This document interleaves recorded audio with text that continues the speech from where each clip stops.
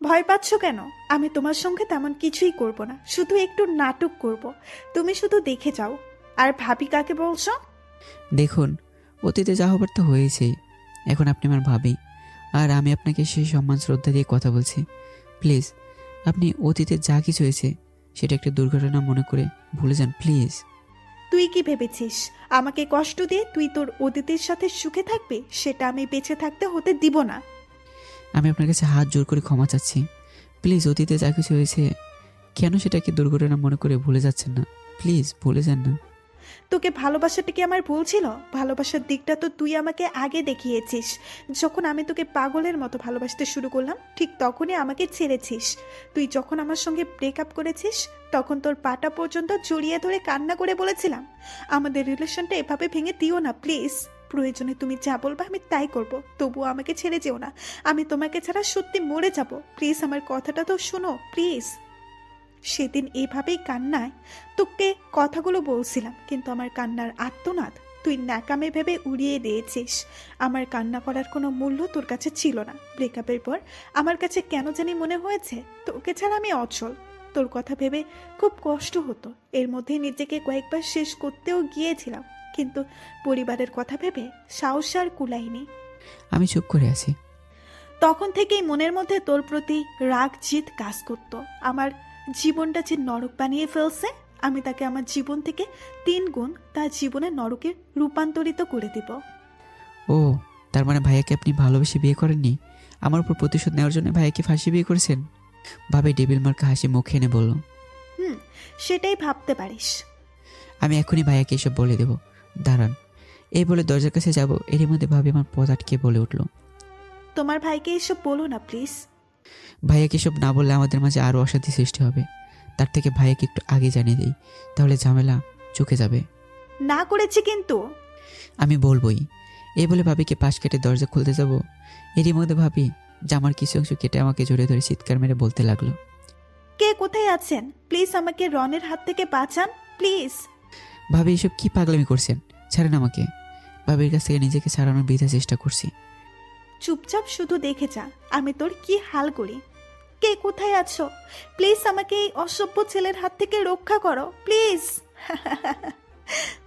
ব্যাস, নিমিষে মা বাবা ও আমার স্ত্রী অদিতি তারা এসে দরজা ধাক্কা দিতেই ভাবি আমাকে ছেড়ে দূরত্বে দরজা খুলে অভিনয়ে কান্না শুরু করে দেয়।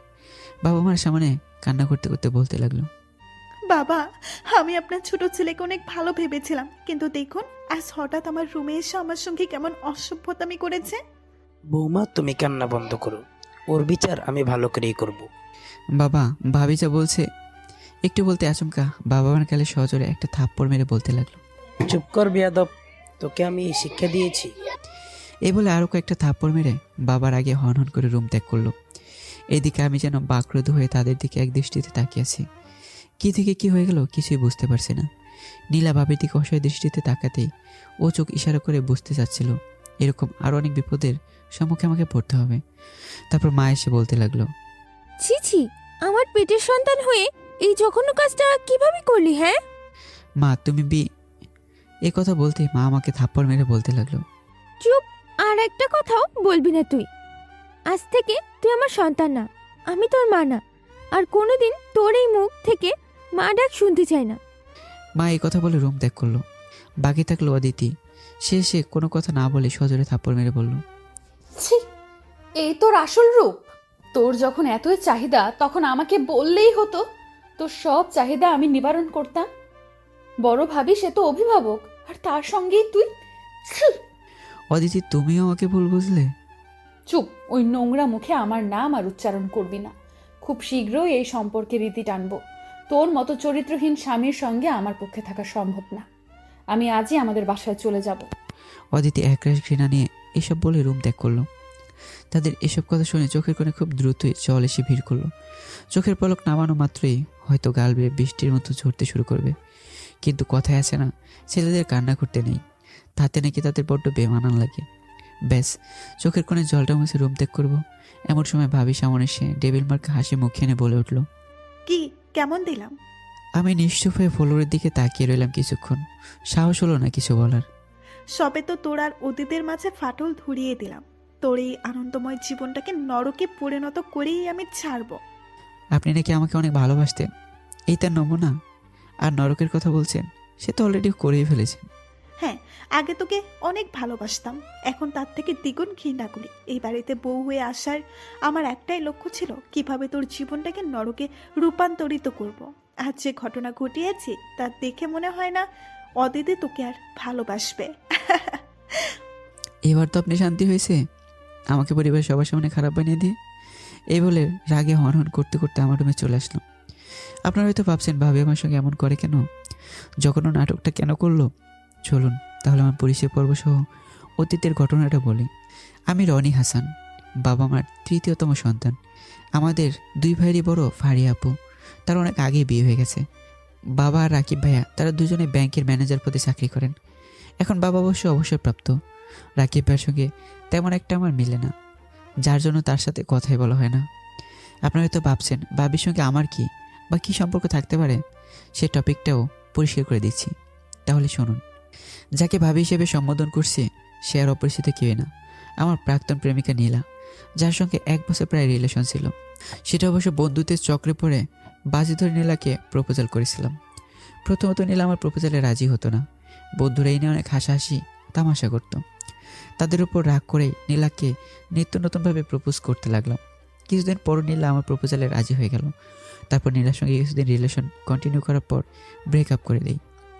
নীলা অনেক কান্নাকাটিও করেছিল, বারবার বলতো রিলেশনটা আবার কন্টিনিউ করতে, কিন্তু আমি সেটা করিনি। তারপরে লেখাপড়ার সুবাদে ঢাকায় আসতে হয়। ব্যাস, আমি ঢাকায় থাকতেই ভাইয়া বিয়েটা করে ফেলেন। কিন্তু আমি জানতাম না যে ভাইয়ের স্ত্রী হিসেবে নীলাকেই চয়েস করে ফেলেছে। তো ঢাকা থেকে যখন বাড়িতে আসলাম তখন অধিক আগ্রহ নিয়ে ভাইয়ের দিকে দেখতে পেলাম। নীলাকে দেখা মাত্রই আমার দুনিয়ার ধারি নিমিশে ওলটপালট হয়ে গেল। আমি কাকে দেখছি? নীলা আমাকে দেখে বলল, আমাকে ভাবি হিসাবে আপনার পছন্দ হয়নি? সেদিন নীলার কথার প্রতি উত্তরে কোনো কিছু না বলেই ভাইয়ের রুম ত্যাগ করেছিলাম। এরপর থেকে যতটুকু পেরেছি নীলার থেকে দূরে দূরে থেকেছি, কিন্তু নীলা সবসময় আমার আড়ালে অতীতের কথা বলে আমাকে শাসিয়ে দিত।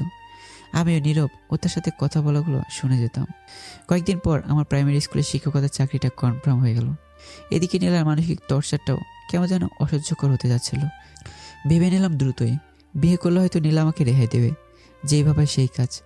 বাবা মাকে অদিতির কথা বলে দিলাম, তারাও কোনো অমত পোষণ করলো না। পারিবারিকভাবেই সব নিয়মকানুন মেনে অদিতিকে বিয়ে করে ফেললাম। বিয়ে করে কিছুদিন যেন ভালোই যাচ্ছিল, অদিতির সঙ্গেও আমার ভালো খুনসুটি চলতো। কিন্তু আমাদের মাঝে হঠাৎ নীলা কাল হয়ে দাঁড়াবে তা আমি কোনোদিনই কল্পনা করিনি। আর আজ যে ঘটনা ঘটলো তা তো আপনারা দেখতেই পারলেন। চলুন এবার বর্তমানে ফেরা যাক। রুমে এসে বসা মাত্রই রাকিব ভাইয়ের চিৎকার চেঁচামেচি শুনতে পেলাম। নিশ্চয়ই ভাবি ভাইয়াকে ভুলভাল বুঝেছে, এর জন্য হয়তো রাগারাগি করছে। এসব কথা আনমনে ভেবে যাচ্ছি, আচমকায় ভাইয়া হাতে লাঠি নিয়ে আমার রুমে এসে কোনো কথা না শুনে লাঠি দিয়ে মাথায় সজোরে একটা আঘাত করা মাত্রই মাথা ফেটে রক্ত ঝরতে লাগলো। মাথাটা এক হাত দিয়ে চেপে ধরে ভাইয়াকে আঘাত করতে যাব, এরই মধ্যে মাথা করে ফ্লোরে পড়ে গেলাম। জ্ঞান ফেরার পর নিজেকে হাসপাতালে আবিষ্কার করলাম, কিন্তু অবাক করার বিষয় হচ্ছে হাসপাতালে কেবিন আমি একাই, পাশে কাউকে দেখতে পাচ্ছি না। তার মানে বাড়ি থেকে কেউ আসেনি নিশ্চয়ই। এইসব ভাবতেই বাবা এসে বলল, এখন কেমন লাগছে? হ্যাঁ ভালো, তবে মাথাটা একটু ব্যথা করছে।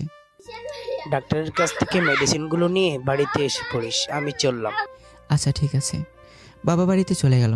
তার কিছুক্ষণ পর ডাক্তারের কাছ থেকে মাথা ব্যথা মেডিসিনগুলো নিয়ে আমি বাড়িতে চলে আসলাম। দরজায় এসে দাঁড়াতে অদিতি আমাকে দেখে মুখ ফিরে রুমে চলে গেল। এই দৃশ্যটা দেখে কেন জানি কষ্ট হতে লাগলো। কদিন আগেরই কথা, ফল কাটা চাকুনে অদিতির সাথে দুষ্টুমি করতে গিয়ে আমার হাতে একটু লেগে কেটে গেছিল। এতে অদিতি ছোট বাচ্চাদের মতো কান্না করে দেয়। তার এরকম ভালোবাসা দেখে বুকের সঙ্গে খুব শক্ত করে জড়িয়ে ধরে বলেছিলাম, হেই পাগলি, আমার এই সামান্য রক্ত দেখে কেউ কান্না করে? আর কখনো হাতে চাকু নিয়ে একদম দুষ্টুমি করবে না। এখন তো খাবারটাও নিজ হাতে খেতে পারবে না। আমার নিজ হাতে খেতে না পারলে কি হবে? আমার বউ তো আমাকে খাইয়ে দিতে পারবে। যদি সে আমাকে খাইয়ে দিতে না চায় তো সমস্যা নেই, কদিন না হয় না খেয়ে থাকবো। বলতে অদিতি রেগে বলল, বেশি বকছো কেন? আমি তো তোমাকে খাইয়ে দিব, এতে না করব কেন? সেদিনকার অদিতি আর বর্তমানের অদিতির মাঝে দিন রাত তফাৎ দেখছি। আজ আমার এরকম অবস্থা দেখেও কোনো কেয়ার না করে রুমে চলে গেল। অদিতি নিমেষে আমাকে এতটা ঘৃণা করবে আমি কল্পনা করিনি। তারপর নিজের রুমে গিয়ে লক্ষ্য করলাম অদিতি তার কাপড় চোপড় সুটকেসে ভর্তি করছে। এদিকে দ্রুতই বললাম, তোমার এসব কাপড় চোপড় সুটকেসে ভর্তি করছো কেন? কেন ভর্তি করছি বুঝতে পারছো না? অদিতি, তুমি যেটা ভেবে আমাকে ঘৃণা করতে শুরু করেছো তেমন কিছু আমি করিনি। এসব নীলাভাবে সাজানো নাটক। আমি এতটাও বোকা নই যে আপনি আমাকে যা বোঝাবেন তাই আমি বুঝবো। তাছাড়া কোনো মেয়ে তার সম্মান নিয়ে এরকম জঘন্য কাজ করবে না। অদিতি, তুমিও অন্তত আমাকে বিশ্বাস করো। ভাবি আমার চুপ, আর কোনো কথা আমি শুনতে চাই না। আপনার এই চেহারাটা দেখলেই এখন কেন জানি গা ঘিন ঘিন করে। রাকিব ভাইয়া ভুল করেছে, শুধু একটা বাড়ি আপনার মাথায় মেরেছে। যদি মারতে মারতে আপনাকে মেরে ফেলতো তাহলেই ভালো হতো। আপনার মতো নিচু মন মানসিকতার অমানুষগুলোকে মেরে ফেলাই উচিত। আজ নিজের কানকে কেন জানি বিশ্বাস হচ্ছে না। অদিতি আমার মৃত্যু কামনা করছে। কথাটা ভাবতে বুকের বাঁ পাশটা দৌড়ে মুছড়ে উঠছে। চোখের কোণার পানি মুছে বললাম, আজ একটা দুর্ঘটনার জন্য আমার মৃত্যু কামনা করছো? এই তোমার ভালোবাসা? অদিতি, যাই হোক না কেন, তুমি অন্তত আমাকে অবিশ্বাস করো না। আমি সত্যি ভাবির সঙ্গে এমন কোনো অসভ্যতা করিনি। উনি আমার নামে মিথ্যা অপবাদ দিয়েছে। অদিতিকে আলতো জড়িয়ে ধরেই বললাম কথাগুলো। অদিতিকে আলতো জড়িয়ে ধরাতে কিছুক্ষণ পর কি যেন ভেবে আমাকে ধাক্কা মেরে সরিয়ে দিয়ে বলল, অনুগ্রহ করে আপনার এই অপবিত্র হাতে আমাকে স্পর্শ করবেন না প্লিজ, গা ঘিন ঘিন করে। অদিতির কথা শুনে ছলো চোখে তার দিকে এক দৃষ্টিতে তাকিয়ে রইলাম। মুহূর্তের মধ্যে অদিতি এতটা পাল্টে গেছে, এদিকে দাঁড়িয়ে থাকতে পারছি না। মাথার ভেতর বেরিয়ে চলেছে। কোনো উপায় না পেয়ে সবাই বসে পড়লাম। অদিতি সুটকেস নিয়ে তার মতো চলে যেতে লাগলো। তার পিছন দিক থেকে বললাম, তুমি না আমার কাছে প্রতিজ্ঞা করেছিলে আমার সুসময় হোক কিংবা দুঃসময় কখন আমাকে ছেড়ে চলে যাবে না। আজ কেন তার ওয়াদা খেলাপ করছো? অদিতি কথাগুলো শুনে সুটকেস নিয়ে আবার ফিরে আসলো। অপরদিকে, বাবা, যদি ঠিক সময় না আসতো তাহলে ওই শয়তানটাকে মেরেই ফেলতাম। না থাক, মারামারি করার কোনো দরকার নেই। যা হবার তা হয়েছে। ওর কত বড় সাহস, ও তোমার দিকে খারাপ নজরে তাকায়। হ্যাঁ, আমি থাকতে কি এটা হতে দিব? তার চোখটাই আমি তুলে নিব না। তুমি শান্ত হও প্লিজ, অনেক রাগারাগি হয়েছে, আয় না। নীলা রাকিবের এরকম ধারা রাগ দেখে অনেকটাই ঘাবড়ে গেছে। সে হয়তো এমন কিছু ঘটবে আশাই করেনি। দিনটা অনেক বাজেভাবে কেটে গেল। রাতে ঘুমানোর সময় অদিতি কম্বলার বালিশ নিয়ে রুম ত্যাগ করবে, ঠিক তখনই বললাম, কম্বলার বালিশ নিয়ে কোথায় যাচ্ছ? জাহান নামে যাচ্ছি। অদিতির আচরণে বুঝতে আর বাকি রইল না। সে আমাকে রীতিমতো অবহেলা করছে। আমি অদিতিকে আটকালাম না। পাশের রুমেই তো থাকবে, চলে তো আর যাবে না। এখনও তো আমার উপর রাগ করে আছে বলে পাশের রুমে থাকতে যাচ্ছে। কিছুদিন পর সব আগের মতো স্বাভাবিক হবে নিশ্চয়ই। এসব ভেবে অদিতিকে আটকালাম না। সকালে ঘুম থেকে ফ্রেশ হয়ে স্কুলে চলে গেলাম ক্লাস নিতে। কিছু ছাত্রছাত্রী ইতিমধ্যে আমাকে নিয়ে সমালোচনা শুরু করে ফেলেছে। ক্লাসে যখন প্রবেশ করব এমন সময় দুর্জয় এসে বলল, স্যার, আপনার নামে পুরো এলাকায় যে কথাগুলো ছড়িয়ে পড়েছে সেটা কি সত্যিই স্যার? কোন কথা পুরো এলাকা জুড়ে ছড়িয়ে পড়েছে? ওই তো আপনার আর আপনার ভাবি। দুর্জয় এই কথাটা উচ্চারণ করার আগেই তার কথা থামিয়ে দিয়ে বললাম, চুপ করো বেয়াদব ছেলে, আর একটি কথা বলবে না। ক্লাসে যা বলছি। স্যার, আপনার হয়তো বা আমাকে ধমক দিয়ে সত্যিটা ধামাচাপা দিয়ে দিতে পারবেন, কিন্তু এলাকার অনেক লোকে আছে আপনাকে ছেড়ে কথা বলবে না। দুর্জয় এই বলে ক্লাসে চলে গেল। এদিকে দুর্জয়ের কথা শুনে গলা কেমন জানি শুকিয়ে গেল। যদি পুরো এলাকায় জানাজানি হয়ে যায় তাহলে তো সমাজে কেউ আমাকে আগের মতো সম্মান করবে না, উল্টো সমালোচনার দোকান খুলবে। এসব ভেবে কোনোরকম ক্লাসটা করিয়ে দ্রুত স্কুল থেকে কদিনের জন্য ছুটির আবেদন রেখে চলে আসলাম। এখন রাস্তায় বের হলে বন্ধুদের নজরে পড়লেই তারা আমাকে নিয়ে হাসাহাসি তামাশা শুরু করে দেয়। তাদের নানান রকমের কথায় আমাকে বেশ অপমানিতই হতে হয়। এর জন্য তাদের সঙ্গে আড্ডা দেওয়া বাদ করে দিয়েছিলাম। বাড়িতে থাকবো সেটাও শান্তি নেই। অতিথির সঙ্গে কথা বলতে ঝগড়া লেগে যায়। সেদিনকে ঘটনার জন্য মা বাবাও কেমন পাল্টে গেছে। আমার সঙ্গে প্রায় কথা বলাই বন্ধ করে ফেলেছে। একবারই কথা বললেও তারা আমার সঙ্গে কথা বলতে ইচ্ছুক না। তাদের আচরণে সেটা বুঝতে পেলাম। এভাবেই কদিন কেটে গেল, কিন্তু বাড়িতে কেউ আমার সঙ্গে সে আগের মতো আচরণই করছে না। বাবা মা যদিও কথা বলে কিন্তু আগের মতো না। নীলা ভাবি এখন বাড়াবাড়ি করে না, হয়তো তার প্রতিশোধ নেওয়া শেষ। পরিবার থেকে শুরু করে বন্ধুবান্ধব সকলদের কাছে আমাকে আলাদা করতে পেরেছে দেখে। শুধুমাত্র একটা অপবাদের জন্যই আজ পরিবার ও সমাজের দুইটার কাছেই ঘৃণিত ব্যক্তি হিসেবে পরিচিত হয়ে গেলাম। 2 সপ্তাহ পর সকালে ঘুম থেকে উঠে ড্রয়িং রুমে এসে লক্ষ্য করলাম বাড়িতে অনেক ডেকোরেশন এবং লাইটিং লাগাচ্ছে। আর সেটা কোন উপলক্ষে আয়োজন করছে তাও আমার অজানা। বাড়িতে যেহেতু কেউ আমার সঙ্গে কথা বলে না, আমি তাদের সাথে একবারই কথা বলি না। কিন্তু অদিতির সঙ্গে কথা বললে ও আমার কোনো কথার উত্তর দেয় না। প্রথমে ভেবেছিলাম কিছুদিন পর অদিতি আবার আগের মতো স্বাভাবিক হয়ে যাবে। কিন্তু সেদিনের ঘটনার পর থেকে আমাকে এড়িয়ে চলে কথা বলে না। তারপরও আজ একবারে অদিতিকে জিজ্ঞেস করলাম, বাড়িতে কার জন্য অনুষ্ঠান করা হচ্ছে? অদিতি নিশ্চুপ। অদিতি আমার কথা শুনে নাচনার ভান করে চলে গেল। অদিতি এরকম অবহেলা দেখে আমি একটু কষ্টই পেলাম। আজ এতদিন পর অদিতির সঙ্গে কথা বলছে, তারপর আমার সাথে একটু কথা বলতে ইচ্ছুক না। রুমে এসে ফ্রেশ হয়ে স্কুলের উদ্দেশ্যে রওনা দিব, এমন সময় অদিতি কি জানি খুঁজতে রুমে আসলো। এই সুযোগে একটু দুষ্টুমি করে অদিতিকে আলতো করে জড়িয়ে ধরে বললাম, অদিতি আর কতদিন আমার সঙ্গে কথা না বলে থাকবে বলো তো? অদিতি কি যেন ভেবে আমাকে এত জোরে ধাক্কা মেরে নিজেকে ছাড়িয়ে নিল। এদিকে তার ধাক্কা খেয়ে দেয়ালের সঙ্গে মাথাটা একটু লেগে গেল, যার স্বরূপ আগের ক্ষত জায়গায় আবার পুনরায় আঘাত লাগতে রক্ত ঝরতে লাগলো। অদিতি আমার মাথা রক্ত ঝরা দেখে অনুশোচনায় আমার কাছে এসে বলল, সরি, আমি আসলে বুঝতে পারিনি যে তোমার এইভাবে লেগে যাবে। আমি চুপ হয়ে আছি।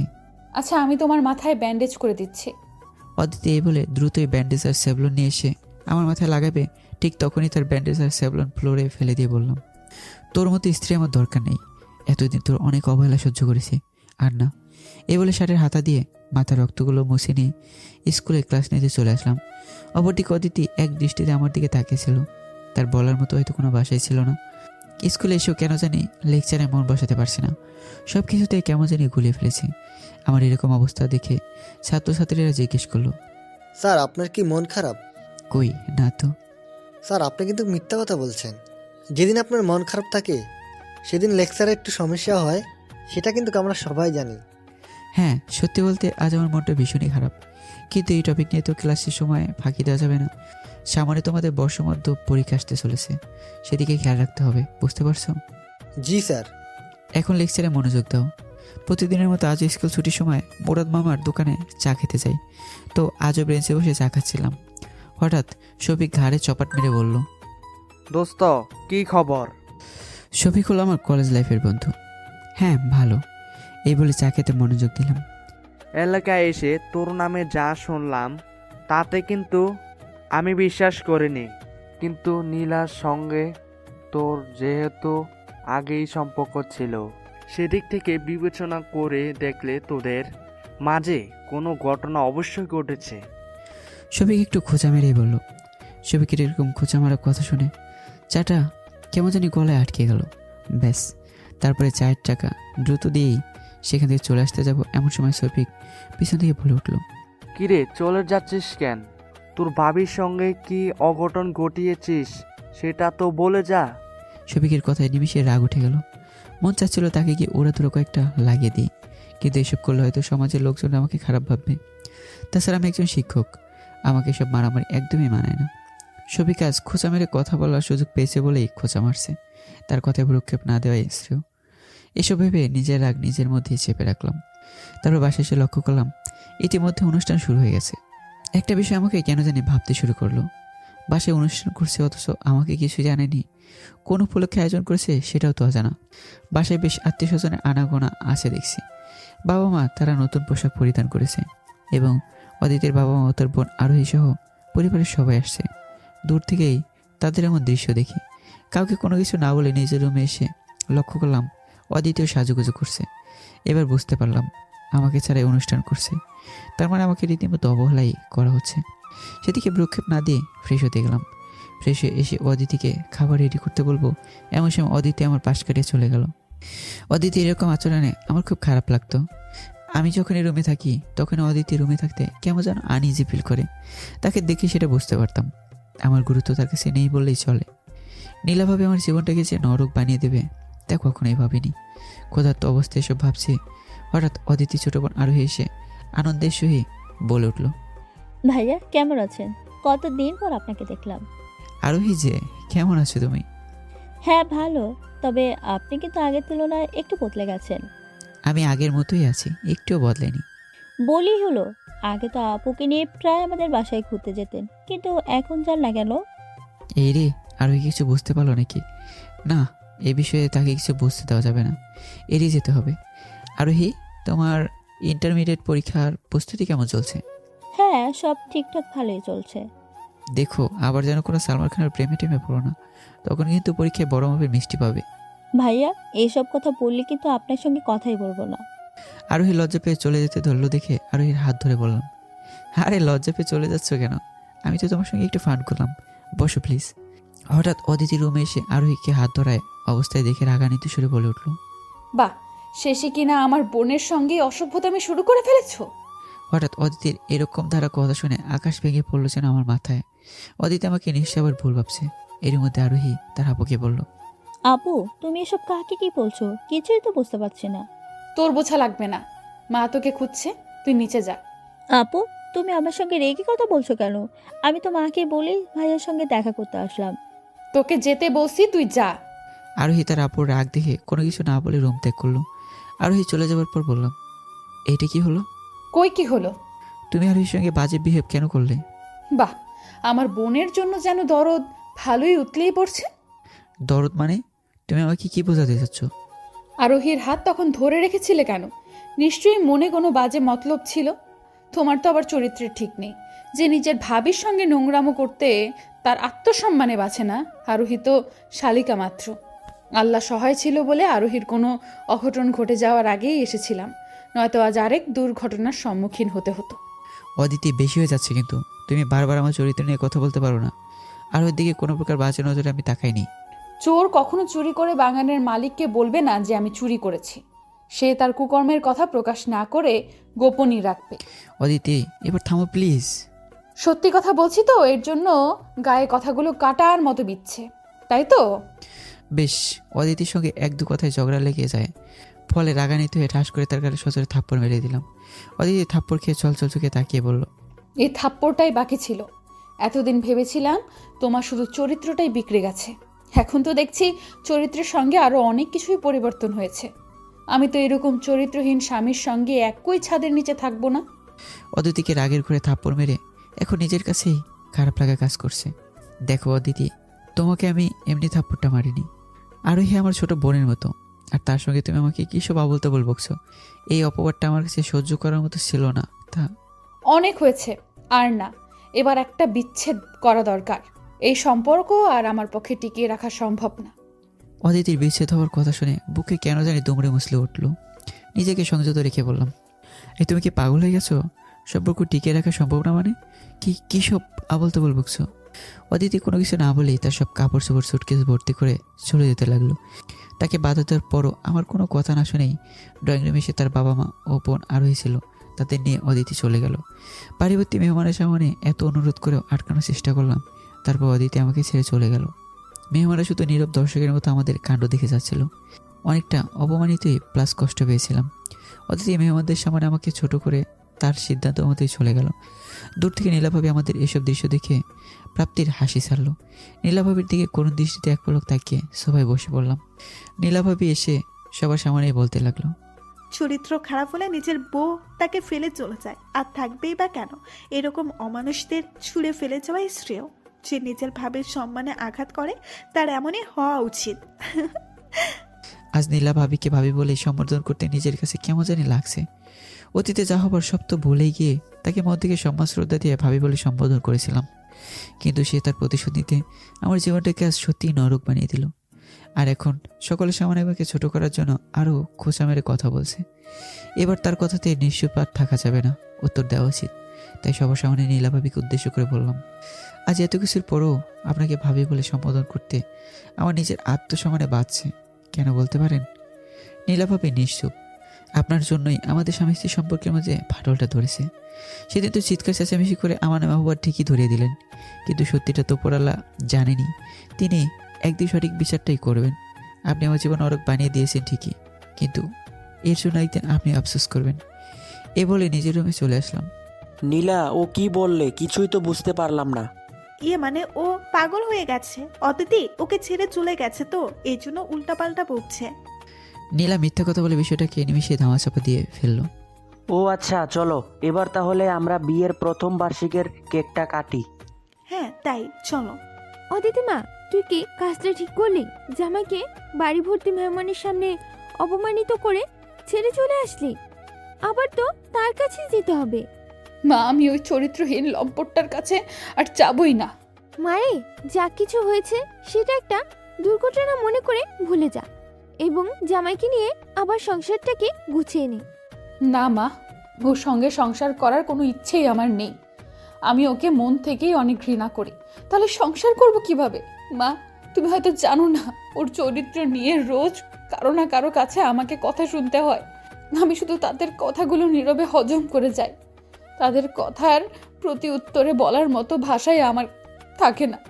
তাহলে সেই মানুষটার সঙ্গে কেমনে একই ছাদের নিচে থাকতাম তুমি বলো? অদিতির কথায় তার মা নিশ্চুপ হয়ে গেল। এখন তার মেয়েকে বোঝানোর মতো ভাষা তার জানা নেই। এরই মধ্যে অদিতির বাবা আকবর হোসেন এসে লক্ষ্য করলো তার মেয়ে কান্না করছে ও তার স্ত্রী চুপ করে আছে।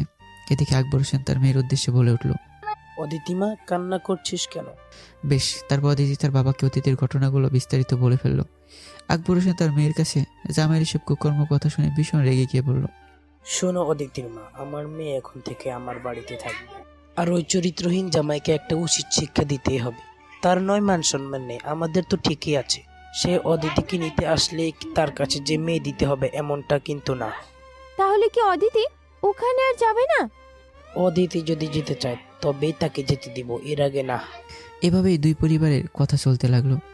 অদিতি চলে যাওয়ার পর প্রথমে আমার খাওয়া দাওয়ার সমস্যা হতে লাগলো। বাড়িতে এমন কেউ ছিল না যে আমাকে রান্না করে খাওয়াবে।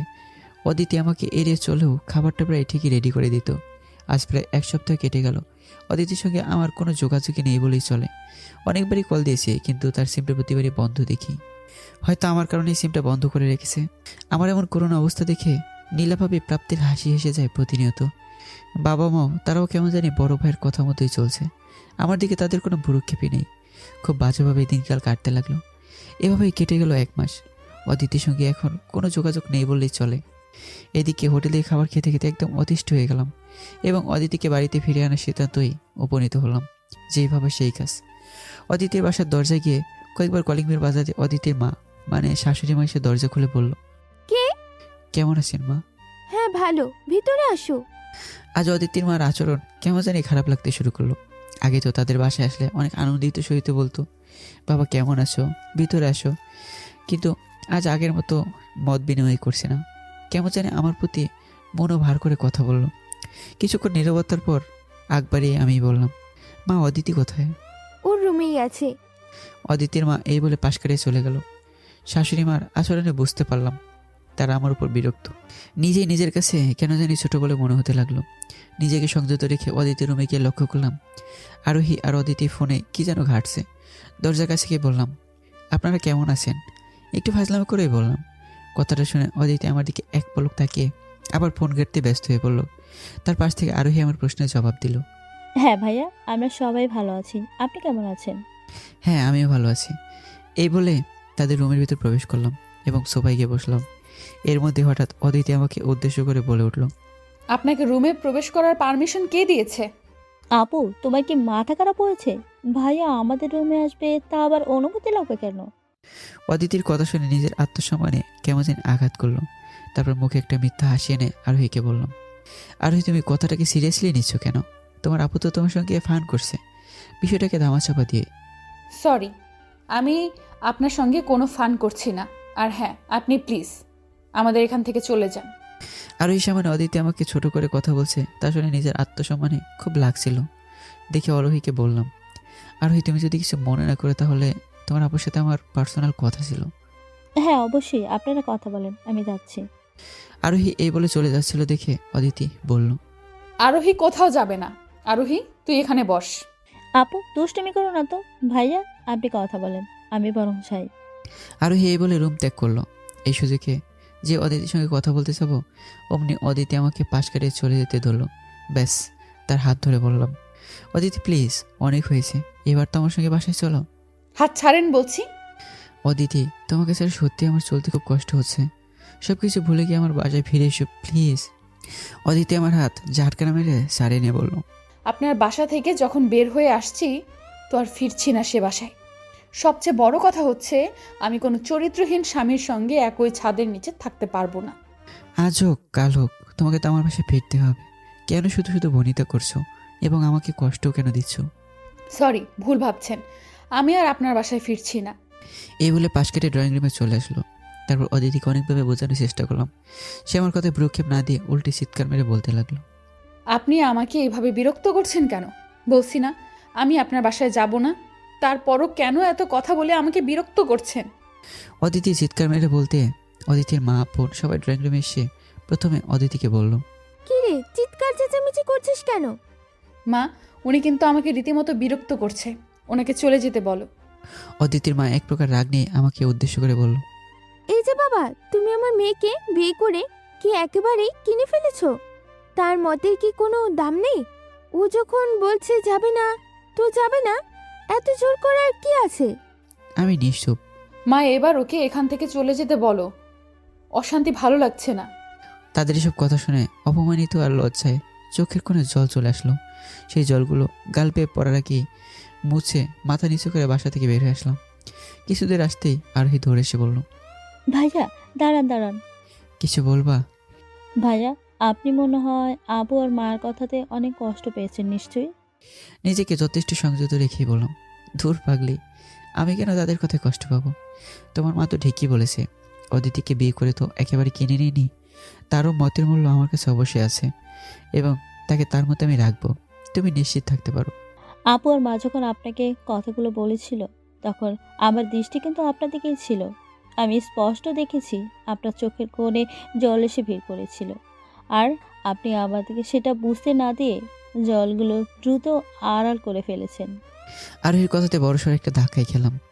তার মানে আরোহী আমাকে ভালোই ফোকাস রেখেছিল। যাই হোক, তার সঙ্গে আর বিষয়টা কি গোপন রেখে লাভ নেই, বলেই ফেলি। তোমার আপু যে আমাকে এতটা অবহেলা করবে, এতটা অপমান করবে, আমি কখনো কল্পনাও করিনি। ভেবেছিলাম এতদিনে হয়তো তার সব রাগ অভিমান ভুলে গেছে, কিন্তু এখন দেখছি আমার প্রতি সে আগের মতোই রাগ ঘৃণা জমে আছে। আজ যে আচরণগুলো আমার সঙ্গে করলো, মনে হচ্ছিল আমি যেন এক দুঃস্বপ্নে এসব দেখছি। মা আর আপু তারা আসলে আপনার প্রতি একটু বিরক্তি ছিল, যার দারুণ আজ এসব কথা বলে ফেলছে। ভাইয়া, তাদের হয়ে আমি ক্ষমা চাচ্ছি, প্লিজ মনে কিছু নিয়েন না। দূর পাগলি, আমি কোনো কষ্ট পাইনি। আমি তো কথাগুলো শুনে আরেক কান দিয়ে বের করে দিয়েছি। আর হ্যাঁ, তোমার আপুকে কে বললো তাকে আর বিরক্ত করতে আসবো না, তার মতো সে থাকতে পারবে। তার মানে ভাইয়া, আপনি মনে এখনো কষ্ট চেপে রেখেছেন, তাই না? আমি চুপ করে আছি। ভাইয়া, আমি আপনার মনের অবস্থা বুঝতে পারছি, তবুও মার আর আপুর পক্ষ থেকে ক্ষমা চাচ্ছি। প্লিজ আপনি মনে কোনো কষ্ট নিন না। আরোহীর কথা এড়িয়ে গিয়ে বললাম, তুমি বরং বাসায় যাও। তোমার আপু এমনিতে আমাকে চরিত্রহীন ভাবে। তুমি এখন আমার সঙ্গে কথা বলছো, তোমার আপু দেখলে নিশ্চয়ই অন্য কিছু ভাববে। বাসায় চলে যাও প্লিজ। জি আচ্ছা। আর হ্যাঁ, তোমার আপুকে কি বললো তাকে আর কখনো নিতে আসবো না। তার ইচ্ছে হলে সে যেতে পারে, তার জন্য আজীবনের জন্য দরজা খোলাই থাকবে। এই বলে ওখান থেকে চলে আসলাম। রাস্তায় আনমনে হাঁটছি। অদ্বিতীয় তার মার বলা কথাগুলো বারবার কানে বাজছিল। তারা আমাকে যেন আজ মানুষই মনে করলো না। শেষে কিনা তাদের বাসা থেকে আমাকে বের হয়ে যেতে বললো। আমার জন্য অদিতির মনে হয়তো ভালোবাসা কিংবা অনুভূতি বেঁচে নেই। যদি একটু ভালোবাসা বেঁচে থাকতো তাহলে আমার সঙ্গে এমন দুর্ব্যবহার করে বাসা থেকে বের হয়ে যেতে বলতো না। আজকে অপমানের কথা আমার ইতিহাসের পাতা স্পষ্ট লেখা থাকবে, চাইলে সেটা আর বুঝতে পারবো না। অদিতি যেহেতু আমার কাছে থাকতে চায় না, তাহলে আমি কেন নির্লজ্জের মতো তার পিছনে ছুটবো? দরকার পড়লে তার জীবন থেকে নিজেকে সরিয়ে নেব, তবুও নিজের আত্মসম্মান নিয়ে একাকিত্বই থাকবো। এসব ভেবে রাস্তায় আনমনে হেঁটে যাচ্ছি। আচমকাই এক মাতাল এসে আমাকে ধাক্কা মেরে বলল, এই যে ভদ্রলোক, চোখ কি মাথার পিছনে রেখেছেন? ধাক্কা দিলেন কেন? মাতালটির কথায় বড়সড় একটা ধাক্কা খেলাম। মাতালটির বয়স বেশি একটা হবে না, 20 থেকে 23 এরকম। আরে ভাই, ধাক্কা দিলেন আপনি আর দোষ দিচ্ছেন আমাকে? আচ্ছা ঠিক আছে, তোকে মাফ করে দিলাম, এখন সামনে সরে দাঁড়া। মাতলামিটা একটু করে বলে ফেললো। মাতালে মাতলামি দেখে নিজের রাগ আর সংযত রাখতে পারলাম না, দিলাম একটা কানে নিচে দম করে। এমনিতেও আজ মন মেজাজ খারাপ, তারপরে মাতালে পাগলামি শুরু করেছে। আরও কয়েক দম দম মারতে যাবো, অমনি মাতালটা আমার পা জড়িয়ে ধরে বলল, ভাই, আমাকে মাফ করে দেন, আমি রং নম্বরে এসে মাতলামি শুরু করে ফেলেছি। আমি বুঝতে পারি নাই আপনি মানুষকে এইভাবে উত্তাল মাতাল কেলাতে পারেন। তা নয় বুঝলাম, কিন্তু মদ খেয়ে রাস্তাঘাটে মাতলামি করছিস কেন? আর তোর নাম কি? আমি রবিন, স্বর্ণ ছাড়া লাইফ কাটাচ্ছি, যেখানে কষ্টের গল্প ছাড়া অন্য কোনো গল্প নেই। তাই তো নিজের কষ্টগুলো লুকানোর জন্যই মদের প্রয়োজন আমার। কষ্টের সঙ্গে মদের সম্পর্ক কি? ভাই, আপনাকে তো দেখে মনে হয় আপনি হাসি উজ্জ্বল মানুষ। কষ্টগুলো কী জিনিস সেটা আপনি বুঝবেন না। যারা কষ্টের সাগরে ডুব দিয়েছে তারাই মদকে বেছে নিয়েছে। আচ্ছা, মদ খেলে কি নিজের কষ্টগুলোকে ভুলে থাকা যায়? হ্যাঁ, ভুলে থাকা যায়, কিন্তু আপনি এসব বলছেন কেন? নিজের কষ্টগুলোকে ভুলে থাকার জন্য তো কিছু একটা উপায় অবশ্যই আমাকে খুঁজতে হতো। আজ যেহেতু তুই আমাকে ড্রিঙ্ক করার কথা বলছিস, তো চল আজ একটু খেয়ে বুঝতে চেষ্টা করব নিজের কষ্টগুলোকে ঠিক কতটুকু ভুলে থাকা যায়। ভাই, আপনি কেন এসব খেতে যাবেন?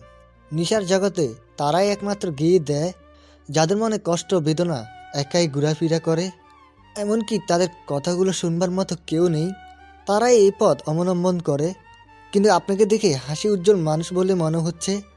বেশ, রবিনের সঙ্গে এক দু কথায় ভালো পরিচিত হয়ে গেলাম। সেদিনই প্রথম রবিনের সঙ্গে ড্রিঙ্কস করেছিলাম। ড্রিঙ্কস করার পর নিজেকে অনেকটা হালকা লেগেছিল।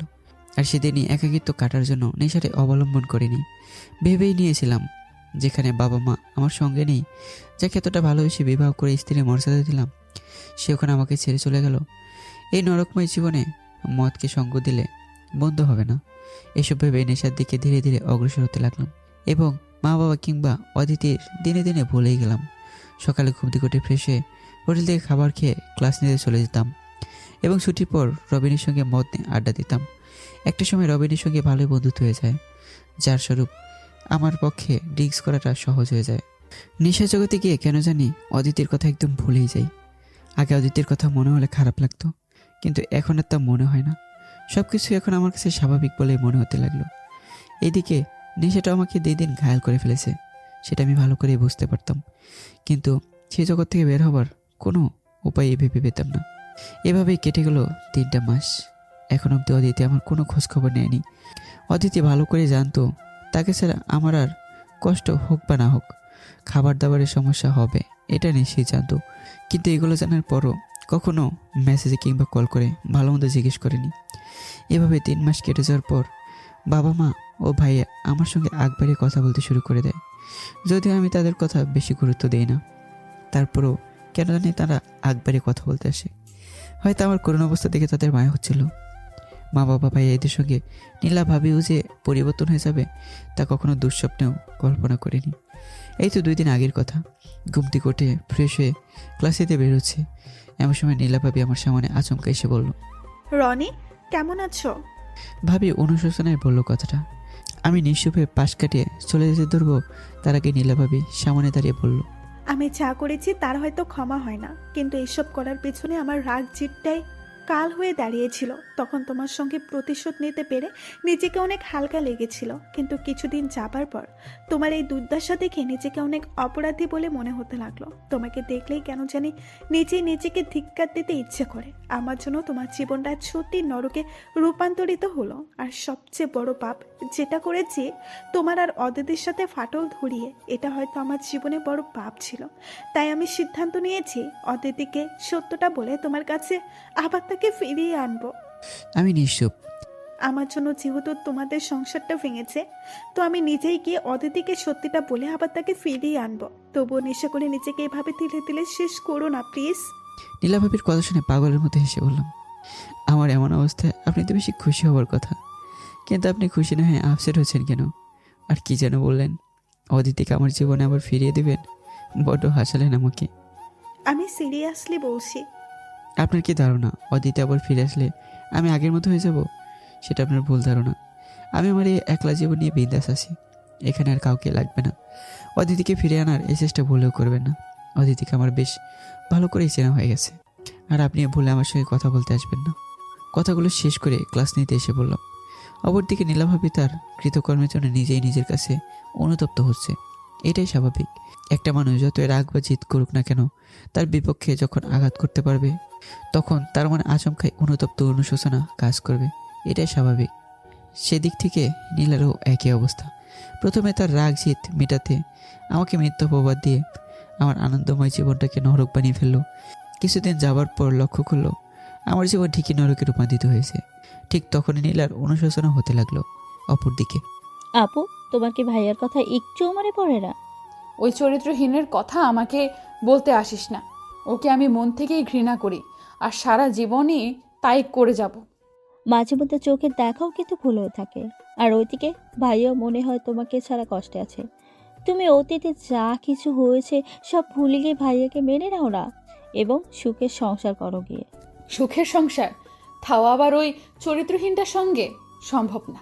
আর ও কষ্টে থাকুক বা না থাকুক সে কথা আমাকে বলবি না। ওকে আমি আজীবনই ঘৃণা করে যাব। আপু, কাউকে এতটা ঘৃণা করা ঠিক না। হয়তো এই ঘৃণার জন্য তোমাকে একদিন আফসোস করতে হবে। অনেক বলে ফেলেছিস, এবার আমার সামনে থেকে দূর হ বলছি। আপু, তুমি আগের মতো নেই আর। কেমন যেন খিটখিটে মেজাজের হয়ে গেছো। অদিতি তার বোনের কথায় ভাবছে, সে কি সত্যি আগের থেকে পরিবর্তন হয়েছে? সেটা হয়তো তার চরিত্রের স্বামীর জন্যই তা কেমন হতে হয়েছে। অদিতি এসব ভাবতেই হঠাৎ কলিং বেলের আওয়াজ শুনে দ্রুতই দরজা খুলে বলবে কে, এরই মধ্যে সামনে নীলাকে দাঁড়াতে থাকতে দেখে অদিতি অনেকটা আনন্দ সহিত বলে উঠল, ভাবি কেমন আছেন? এতদিন পর হঠাৎ আমাদের বাসায়? ভেতরে আসতে বলবে না? হ্যাঁ, অবশ্যই ভেতরে আসেন। ভাবি আপনি হঠাৎ আমাদের বাসায়? আমি তো বিশ্বাস করতে পারছি না। আমি আজ একটা সত্য কথা বলতে আসছি, যা শুনলে তোমার চোখ কপালে উঠে যাবে। কি সত্যি কথা বলতে চাচ্ছেন? আগে আমার মাথায় হাত রেখে প্রতিজ্ঞা করো বিষয়টি তুমি আর কাউকে জানাবে না। আচ্ছা ঠিক আছে, কাউকে বলবো না, আপনি বলেন। সেদিন যা ঘটেছিল তা সম্পূর্ণই একটা নাটক ছিল। বুঝলাম না, বিষয়টা একটু পরিষ্কার করে বলেন প্লিজ। তারপর নীলা তার কৃতকর্মে সব কথাগুলো অদিতিকে বলে দেয় এবং পরিশেষে নীলা অদিতির পা জড়িয়ে ধরে কান্না করে বলে উঠল, অদিতি, কাউকে এটা জানিয়ে দিও না প্লিজ। এই বিষয়টা যদি তোমার ভাইয়া জানে তাহলে আমাকে নিশ্চিত ডিভোর্স দিয়ে দেবে। আমি তোমার পা জড়িয়ে ক্ষমা চাচ্ছি। তুমি আমাকে প্লিজ মাফ করে দাও এবং তোমার মনে যে ভুল ধারণা হয়েছে সেটা মুছে ফেলো। এইদিকে অদিতি নীলার এই সমস্ত সত্য কথা শুনে বাকরুদ্ধ হয়ে দাঁড়িয়ে পড়ল এবং চোখের কোণে জল এসে নিমিশেই ভিড় করলো। এই বুঝি বৃষ্টি ঝরতে শুরু করবে। অদিতি নিজেকে সংযত রাখতে না পেরে কান্নাই করে বলল, ভাবি, এইটা আপনি কি করেছেন? শুধু আপনার প্রতিশোধ নেননি, তার সঙ্গে যে আমার সংসারটাও ভেঙে ফেলেছেন। আপনি হয়তো জানেন না, সেদিনকার ঘটনার পর থেকে আমি ওকে অনেক ঘৃণা অবহেলা করতে শুরু করেছিলাম। পরিশেষে যখন আমাকে ফিরিয়ে নিতে আমাদের বাসায় এসেছিল, সেদিনও অনেক অপমান অপদস্থ করে তাড়িয়ে দিই। অদিতির কান্না যেন আজ বাঁধি মানছে না। নীলা অদিতির মনের অবস্থা বুঝতে পেরে বলল, অদিতি, তুমি চাইলে আমার নামে নালিশ করে রিয়াকশন দিতে পারো। এতেই হয়তো তোমার ভাই আমাকে ডিভোর্সও দিতে পারে। আপনি আমার সংসার ভেঙেছেন দেখে তো আমি আপনার সংসার ভাঙতে পারি না। আপনি নিশ্চিন্ত থাকুন, আপনার এই কথা গোপনই থাকবে। আর হ্যাঁ, রনের জীবনে তুমি দ্রুত ফিরে এসো। ও যে তিলে তিলে প্রায় শেষই হয়ে যাচ্ছে। নীলা তার কৃতকর্মের কথাগুলো বলে বাসা দ্রুত ত্যাগ করলো। এদিকে অদিতি তার স্বামীর সঙ্গে মিসবিহেভ করেছে, তার জন্য নিজেই নিজের কাছে অনুতপ্ত হচ্ছে আর চোখের পানি ফেলছে। এখন সত্যটা জানতে পেরে অদিতির আগের রাগ ঘৃণা সেটা নিমিশে বদলে গিয়ে ভালোবাসায় রূপান্তরিত হয়ে গেল। আগের বন্ধু সিমটা অন করে যে ফোন দিতে যাবে, এই মধ্যে অদিতির ফোনে কয়েকটা মেসেজ দেখতে পেল। এতদিন অবহেলায় দেখার ইচ্ছে ছিল না, কিন্তু এখন আগ্রহ নিয়েই পড়তে লাগলো। 1, অদিতি প্লিজ বাসায় ফিরে এসো, তোমাকে ছাড়া আমার সত্যি খুব কষ্ট হচ্ছে। রাগ অভিমান না করে চলে এসো প্লিজ। 2 নম্বরে, অদিতি তুমি তো জানোই বাসার কেউ আমার সঙ্গে কথা বলে না, এমনকি খাবার দাবারের কথা কেউই ভুলেও জিজ্ঞেস করে না। বাইরে থেকে খাবার খেয়েই থাকতে হয়, বুঝতেই তো পারছো। বাইরের খাবার খেতে পারি না, তবু পরিস্থিতির মোকাবেলা আমাকে করতে হচ্ছে। ফিরে এসো প্লিজ। 3য় মেসেজটি দেখে অদিতি চমকে প্রায় উঠছিল। মেসেজটা ছিল এমন, অদিতি তোমাকে ফিরে আনতে গিয়েছে আমাকে এতটা অপমানিত হতে হবে তা আমি কল্পনা করতে পারিনি। নিজের প্রতি খুব আশা ভরসা নিয়ে তোমাকে ফিরে আনতে গিয়েছিলাম, কিন্তু তুমি যে আমার সঙ্গে বাসে এরকম এক সিন ক্রিয়েট করবে তা আমার ধারণারও বাইরে। এই অপমানের কথাটি আমার ইতিহাসের পাতায় স্পষ্ট লেখা থাকবে। আর তোমার জন্য যে ভালোবাসাটা ছিল সেটা নিমিশেই শেষ হয়ে গেল। পরিশেষে একটা কথাই বলবো, তোমার যদি ডিভোর্স লাগে তাহলে আমাকে একটু বললেই হবে, খুব দ্রুতই ডিভোর্স পেপার পাঠিয়ে দেবো। ভালো থেকো, নীলজের মতো তোমার পিছনে আর যাব না। আল্লাহ হাফেজ। অদিতি 3য় মেসেজটি পড়ে নিজের চোখের পানি আটকাতে পারল না, অজর ধারায় কান্নায় ভেঙে পড়ল এবং মনে মনে সিদ্ধান্তে উপনীত হলো সে আর নিজ বাসায় না থেকে তার স্বামীর বাসায় থাকবে। অদিতি সেদিনই তাদের বাসা ত্যাগ করে স্বামীর বাসায় চলে গেল। অপরদিকে, ভাই, অনেক খাওয়া হয়েছে, এবার খাওয়া বাদ দিয়ে বাসায় চলুন। বাসায় গিয়ে কী করবো? তার থেকে এখানে বসে ড্রিঙ্ক করবো, এতেই ভালো। ভাই, ইদানিং আপনার ড্রিঙ্ক করাটা বেশি হয়ে যাচ্ছে। এভাবে তো চলতে থাকলে আপনার মরণবাদী কোনো রোগ হতে পারে। ছোটো ভাই হিসেবে বলতে পারি, এবার একটু ড্রিঙ্ক করাটা কমিয়ে দিন, নয়তো বিপরীত কিছু ঘটতে পারে। তুই এত চাপ নিচ্ছিস কেন? আমার জীবনের মায় আমি নিজেই ছেড়ে দিয়েছি, তাহলে তুই কেন সেখানে নাক গলাছিস? রবিন নিশ্চুপ, আমার লাইফ আমাকে নিজের সাথে চলতে দে প্লিজ, আমি এভাবে বেন্দাস আছি। এই বলে সেখান থেকে উঠে বাড়ির উদ্দেশ্যে রওনা দিলাম। অপরদিকে অদিতি আজ অতির আগ্রহ নিয়ে বসে আছে তার স্বামীর কাছে ভুল বুঝে অন্যায় করেছে, তার ক্ষমা চেয়ে সব কিছু স্বাভাবিক করে নেবে। অদিতি এসব ভাবতেই দরজায় কে জানি গান গাইতে গাইতে আসছে। অদিতি দ্রুত দরজা খুলে অবাক হয়ে এক দৃষ্টিতে তাকিয়ে রইল তার স্বামীর দিকে। এই কি হাল করেছে চেহারার!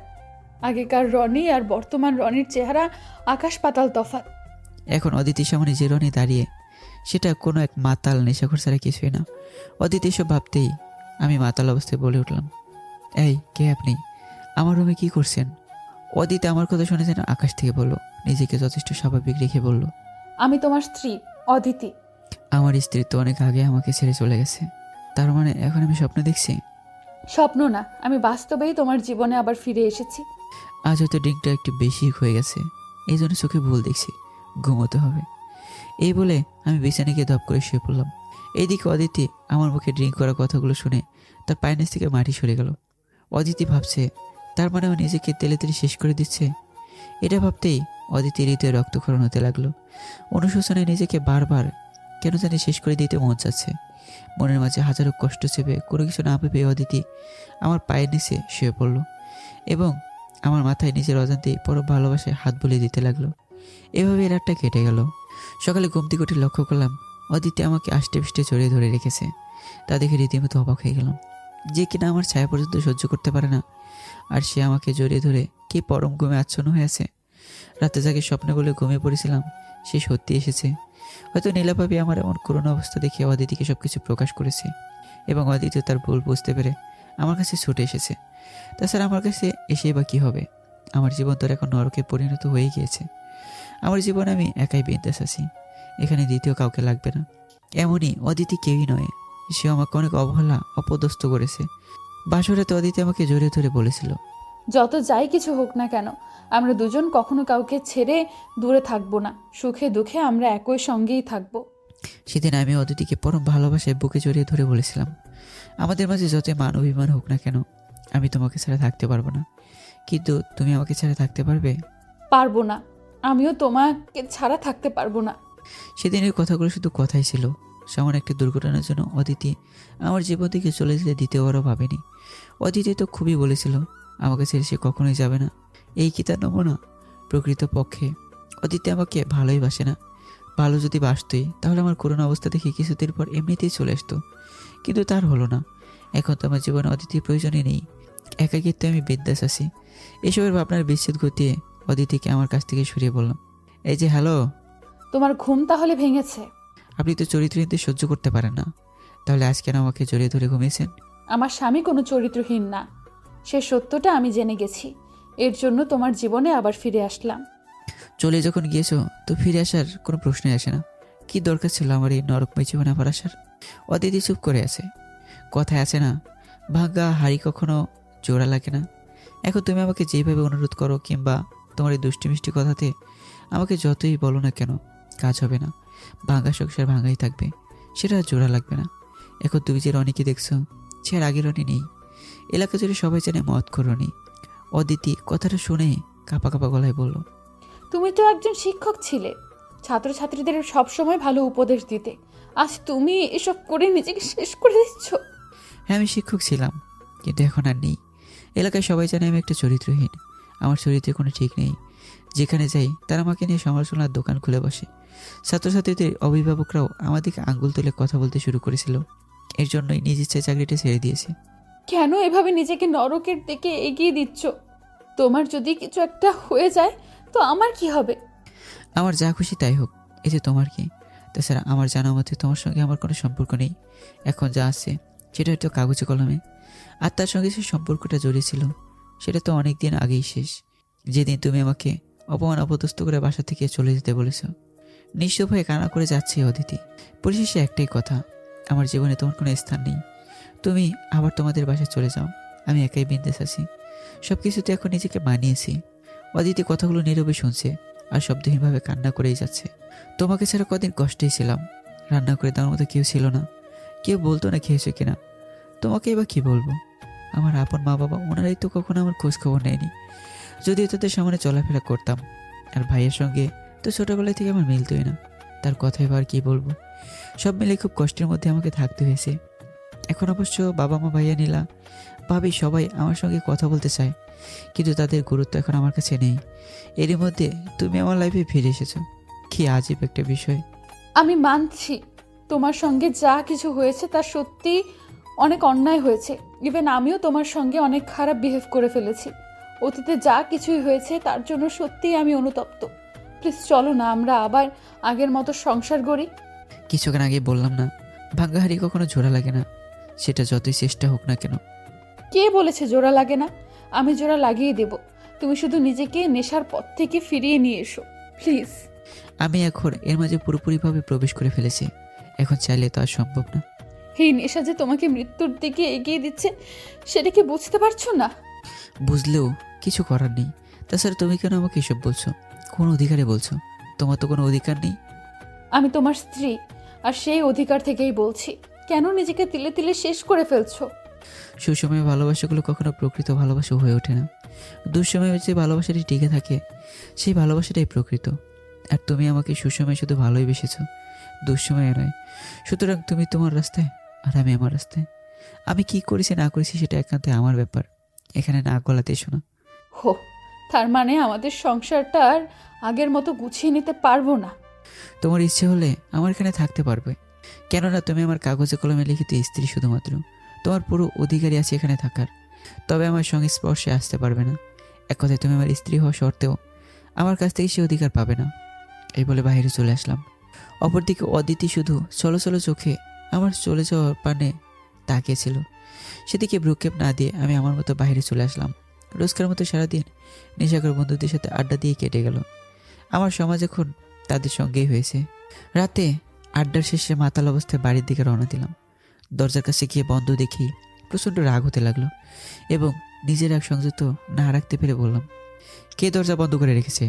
দরজা খুল বলছি, নয়তো এখনই ভেঙে ফেলবো। অদিতি দরজার ওপাশ থেকে এসব কথা শুনে তড়িঘড়ি করে দরজা খুলে দেয় এবং মাতাল অবস্থায় দেখে তার চোখ যেন কপাল উঠে যায়। অদিতি বিশ্বাস করতে পারছে না তার স্বামী নেশা করে, কিন্তু আজ এই অবস্থায় দেখে অদিতির বিশ্বাস করতে বাধ্য হলো। নিজেকে সংযত না রাখতে পেরে অদিতি আদৌ কান্না করে বলল, তোমাকে নেশার থেকে দূরে থাকতে বলেছিলাম, আর এখন তুমি নেশাই করে আসছো। আমাকে না বলার অধিকার তোমাকে কে দিয়েছে? আমি যা খুশি তাই করব, কেউ আমাকে বাধা দিতে পারবে না। আমি আমার মতোই থাকবো সরসামর দিকে। এই বলে রুমে প্রবেশ করতেই নিজের কন্ট্রোল হারিয়ে ফেলে ফ্লোরে ঠাস করে পড়ে গেলাম। অদিতি এই অবস্থা দেখে দ্রুত হাত বাড়িয়ে সামলে নিতে যাবে, এরই মধ্যে বললাম, খবরদার আমাকে স্পর্শ করবি না। ও তুই তো আবার চরিত্রহীনদের সহ্যই করতে পারিস না, তাহলে এখন আমাকে স্পর্শ করতে আসছিস কেন? সরে যা, নিজেকে আমি যথেষ্ট সামলে নিতে পারবো, কারো সাহায্য লাগবে না আমার। এই বলে বিছানায় পড়া মাত্রই ঘুমের দেশে তলিয়ে গেলাম। অদিতি আমার এসব কথা শুনে চলো চলো চোখে তাকিয়ে শুধু ভাবছে, কয়েক মাসে এতটা পরিবর্তন কিভাবে সম্ভব? যে কিনা আমার ভাই সিগারেট পর্যন্ত খেত না, আজ সে কি মদ খেয়ে আচরণ করছে? এসব ভাবছে আর চোখে জল ফেলছে। এখন হয়তো তার সব কিছুই কন্ট্রোলের বাইরে চলে গেছে। অদিতি তার চোখে জল মুছে আমার পাশে গুটিসুটি মেরে শুয়ে পড়লো। এদিকে আমি শোয়া মাত্রই ঘুমের রাজ্যে হারিয়ে গেছি, কিন্তু অদিতির কোনোভাবেই দু চোখের পাতা এক করতে পারছে না। আর সে ভাবছে অবহেলা মানুষকে এতটাই বদলে ফেলে, এর জন্য হয়তো ও নিজেই দায়ী। এইসব দোষারোপ করছে আর চোখের জল মুছছে। তারপর অদিতিও ঘুমিয়ে পড়লো। মাঝরাতে কোনো একটা শব্দ শুনে অদিতির আচমকাই ঘুম ভেঙে যায়। আমি ব্যালকনিতে দাঁড়িয়ে মদ খাচ্ছিলাম। অদিতি বুঝতে পারে যে ব্যালকনিতে আমি কিছু একটা খাচ্ছি, স্পষ্ট শব্দ শোনা যাচ্ছে। অদিতি অধীর আগ্রহ নিয়ে ব্যালকনিতে গিয়ে মদের বোতলটা দেখা মাত্রই যেন বাকরুদ্ধ হয়ে চলো চলো দৃষ্টিতে তাকিয়ে বলল, শেষমেশ মধ্যরাতেও খেতে শুরু করেছো? এটা আমার একান্তই ব্যক্তিগত ব্যাপার, এখানে আমার যা খুশি তাই করব। তাছাড়া এটা আমার রোজকার অভ্যাস, একদিন বা দুদিনই নয়। এই বলে ড্রিঙ্কস করতে লাগলাম। এটা তোমার একান্তই ব্যাপার হতে পারে না। তোমার জীবনের সঙ্গে আমার জীবনও যে জড়িয়ে আছে, সুতরাং আমি তোমাকে এসব ছাইপাশ খেতে দিব না। অদিতি এই বলে বোতলটা ফেলে দিতে যাবে, ব্যাস নিজের রাগ সংযত রাখতে না পেরে অদিতির গালে ঠাস করে থাপ্পড় মেরে বললাম, নিষেধ করেছিলাম না তোকে, তারপরও কেন আমার ব্যাপারে নাক গলাছিস? এই বলে মদের বোতলটা হাতে নিয়ে রুম ত্যাগ করলাম। কিছুক্ষণ পর রুমে এসে লক্ষ্য করলাম অদিতি হাঁটু মুড়ে কান্না করছে। থাপ্পড়ের 5 আঙ্গুলের দাগ স্পষ্ট তার গালে ফুটে উঠেছে। বিষয়টা কেন জানি খারাপই লাগতে শুরু করলো। যাই হোক, অদিতিকেও বুঝতে হবে আপনজনের অবহেলাগুলো কত কষ্টকর। এখন হয়তো আমার করুণ অবস্থা দেখে অদিতি নিজেই দোষারোপ করছে নিজেকে। তাছাড়া আমি কেন এসব ভাবছি? ও যা খুশি তাই ভাবুক, তাতে আমার কি? আমার জগৎ জুড়ে শুধু নেশার প্রয়োজন। এসব আর মনে ভেবে কম্বল আর বালিশ হাতে নেব আচমকাই অদিতি আমার হাত ধরে বলল। এখন কি আমাকে ফেলে অন্য রুমে থাকতে চাচ্ছ? অদিতির কথাগুলো শুনে অবাক চোখে তাকিয়ে বুঝতে চেষ্টা করলাম। কিছুক্ষণ আগে তাকে থাপ্পড় মারলাম, সে আমার প্রতি রাগ না করে উল্টো আমাকে আটকানোর চেষ্টা করছে। হ্যাঁ, তাই যাচ্ছি। না গেলে হয় না? আগের কথা তুমি বলতে পারো, আমি বলিনি। চরিত্রহীন নরপশুর শরীর থেকে নিজের ভাবি শরীরের দিকে লোভ করি, এসব বলে তো সেদিন আমার রুম থেকে অন্য রুমে থাকতে গিয়েছিলে, মনে আছে? প্লিজ চুপ করো। অতীতের জন্য আমি সত্যি ক্ষমা প্রার্থী। এখন এইসব শুনতে খুব খারাপ লাগছে, তাই না? যখন তুমি আমাকে বলেছো তখন আমার কাছে কেমন লেগেছে? একবারও কি আমার অনুভূতিটা বুঝতে চেষ্টা করেছো? তা তো করনি, করি শুধু অবহেলা এবং আঘাতযুক্ত কথা, যা শুনলে মনে হতো নিজেকে শেষ করে ফেলি। কিন্তু একটা কথা ভেবেই সুইসাইড করিনি, সেটা হলো আমি কোনো অন্যায় করিনি, তাহলে কেন নিজেকে শেষ করে ফেলবো? সত্যটা একদিন জানাজানি হয়ে যাবে।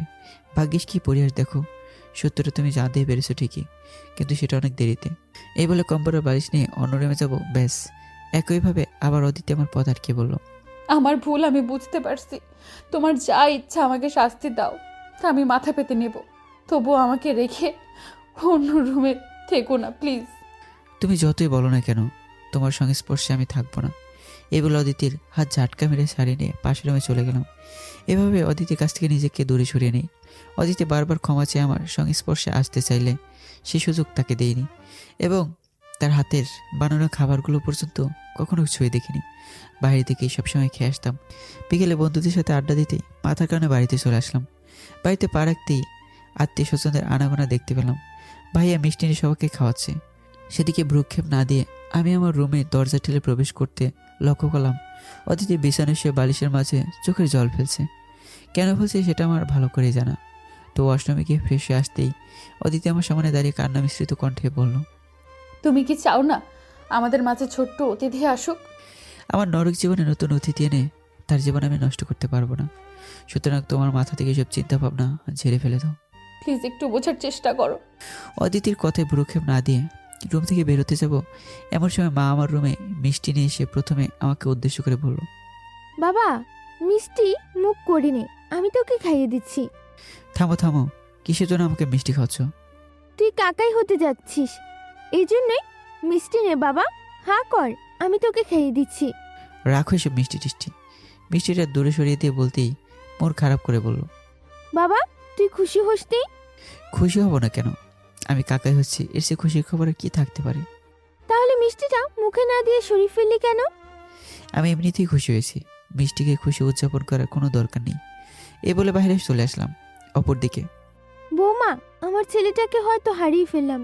এতদিন হয়ে গেল অথচ তার ইগো নিয়ে পড়েই আছে। মা, ও যে আমার সঙ্গে কথাও বলে না, আমার ছায়া পর্যন্ত সে দেখতে পারছে না, সবসময় এড়িয়ে চলে। অতীতে যা কিছু হয়েছে না, সেটা অ্যাক্সিডেন্ট। তাছাড়া নীলাও অনেক অনুতপ্ত, ক্ষমাও চেয়েছে অনেকবার। একটা মানুষ যদি বারবার ক্ষমা চায় তো তাকে কেমনে ফিরিয়ে দিতাম তুমিই বলো। নীলা ভাবি তো এখন ভালোই আছে, মাঝখান থেকে শুধু আমাদের স্বামী স্ত্রীর সম্পর্কটা ভেঙে গেল। কে বলেছে সম্পর্ক ভেঙে গেছে? আমার ছেলে তো তোমাকে ডিভোর্সই দেয়নি, তাহলে সম্পর্ক ভাঙলো কই? এখন শুধু কাগজে কলমের সম্পর্কটাই টিকে আছে, মনের মাঝে তো অনেক আগেই শেষ হয়েছে। নিশ্চুপ হয়ে মা রুম ত্যাগ করলো। তারও কিছু বলা নেই, এখন তার ছেলে কন্ট্রোলের বাইরে চলে এসেছে। সে জগৎ থেকে কেউ তাকে সহজে বের করতে পারবে না। এভাবেই আমি আমার পরিবারকে প্রত্যাহার করতে লাগলাম। এদিকে নীলা তার অনাগন্ত সন্তান নিয়ে ভালোই খুশিতে মেতে আছে। অপরদিকে অদিতি তার স্বামীর অবনতি দেখে কান্নাকাটি করে স্বামীকে বোঝায় নেশার জগৎ থেকে ফিরে আসতে, কিন্তু অদিতির কথার কোনো গুরুত্ব আমার কাছে নেই বললেই চলে। এভাবেই কেটে গেল একটা বছর।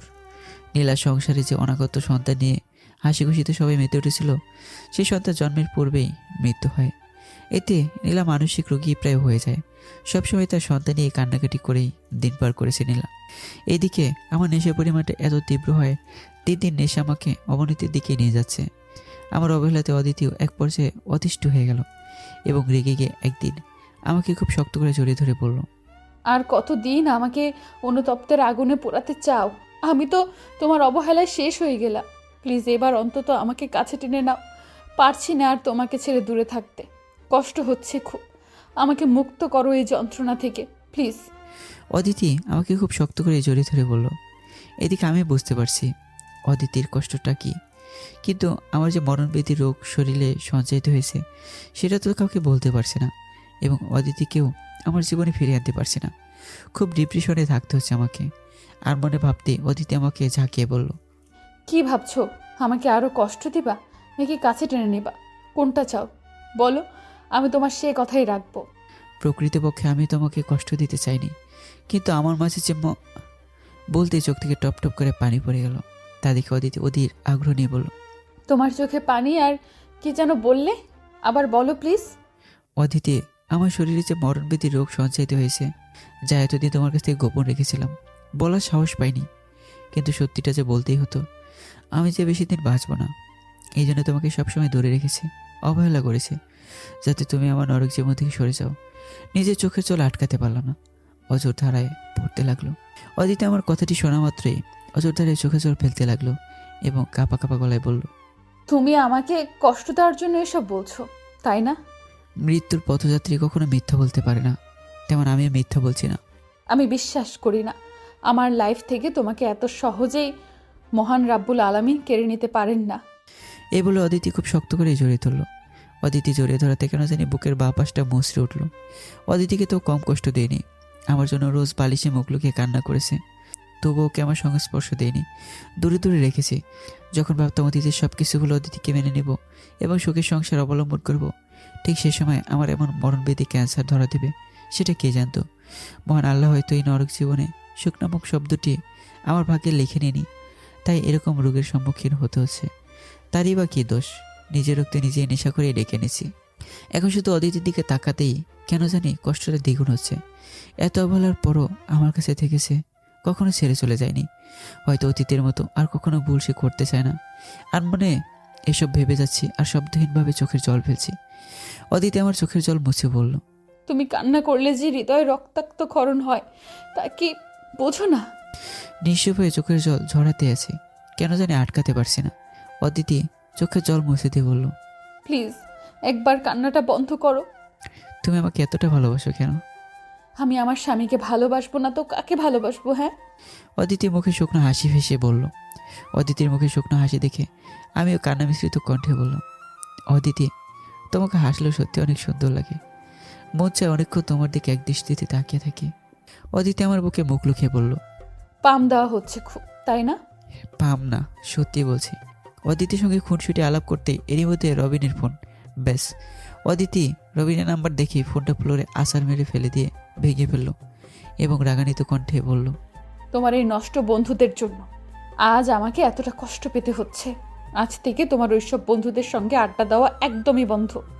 অদিতির পাগলামিটা দেখে হেসে উড়িয়ে দিলাম। আগে যদি এমন করতো তাহলে ভালোই দফা রফা লেগে যেত, কিন্তু বর্তমানে অদিতির শাসনগুলো আমার কাছে কেন জানি খুব ভালো লাগছে। তো হাসি মুখেই অদিতিকে বললাম, ফোনটা এভাবে ভেঙে ফেললে কেন? তোমার সেসব নষ্ট বন্ধুদের থেকে বিরত থাকার জন্য। ওদের জন্যই আজ আমাকে এতটা কষ্ট পেতে হচ্ছে। আমি নিশ্চুপ। প্লিজ আমার মনের অবস্থাটা একবার বুঝতে চেষ্টা করো। প্রতিনিয়ত তো আমাকে অবহেলাই করে গেলে, একবারও আমার কথাটি কানে পর্যন্ত নিলে না, যার দরুন আজ আমাকে এমন দৃশ্য দেখতে হচ্ছে। আচ্ছা ঠিক আছে, আজকের পর থেকে নেশা জগতে আর পা রাখবো না এবং সেসব বন্ধুদের সাথে মিশবো না। এখন থেকে আমার পরিবারকে যথেষ্ট সময় দেব। এই বলে অদিতিকে পরম ভালোবাসায় বুকে জড়িয়ে নিলাম। জীবন সংগ্রামে অনেক পরিস্থিতির সম্মুখীনই হতে হয়, কিন্তু সে মোকাবেলা করতে গিয়ে ভুল রাস্তা অবলম্বন করাটা বোকামি ছাড়া কিছুই না। আমার জীবন কি সত্যিই নরক জীবন ছিল? কিছুদিনের জন্য হয়তো নরকই ছিল, কিন্তু সেটা বেশি দিনের জন্য ছিল না। কিছুদিন পর হয়তো আবার সে আগের মতো স্বাভাবিক হয়ে যেত। কিন্তু নেশা জগতে গিয়ে আমার জীবনটিকে আমি নিজেই নরক বানিয়ে ফেলেছি। এখন হয়তো নেশার জগৎ থেকে আমি ফিরে এসেছি ঠিকই, কিন্তু আমার মাঝে যে মরণব্যাধি রোগ ক্যান্সার সঞ্চারিত হয়েছে তা কি নিরাময় করা সম্ভব? সম্ভব না। হয়তো মেডিসিন কিংবা ভাগ্যের উপর নির্ভর করে কিছুদিন টিকতে পারবো, তারপর তো আমাকে দুনিয়ার মায়ার ছেড়ে চলেই যেতে হবে। মৃত্যুর স্বাদ সবাইকে গ্রহণ করতে হবে ঠিকই, তারপর অনেকেরই আছে নিজের কষ্টগুলোকে কমাতে নেশার জগৎ বেছে নেয়, যা সম্পূর্ণ একটা ভুল পন্থা। নেশা কখনো কারো কষ্ট কমাতে পারে না, উল্টো একটা পরিবারকে কষ্টের মাঝে ফেলে দেয়। আমারও একই অবস্থা। প্রথমে নেশা জগতে নিজের কষ্টগুলোকে দমন করতে গিয়ে আমি পুরোপুরিভাবে আসক্ত হয়ে পড়ি। পরে দিনে দিনে আমার নিজেই নিজের ধ্বংস বেয়ে আনি। এই তো সেই দিনেরই ঘটনা। মাঝরাতে হঠাৎ অবিরাম কাশি, যার কারণে দ্রুত ওয়াশরুমে চলে যাই একটু ফ্রেশ হবার জন্য। ওয়াশরুমে গিয়ে লাইট অন করে আয়নার সামনে দাঁড়াতেই আমার চোখ যেন কপাল উঠে গেল। এ কি দেখছি, আজ নাক মুখ দিয়ে রক্ত লেগে আছে।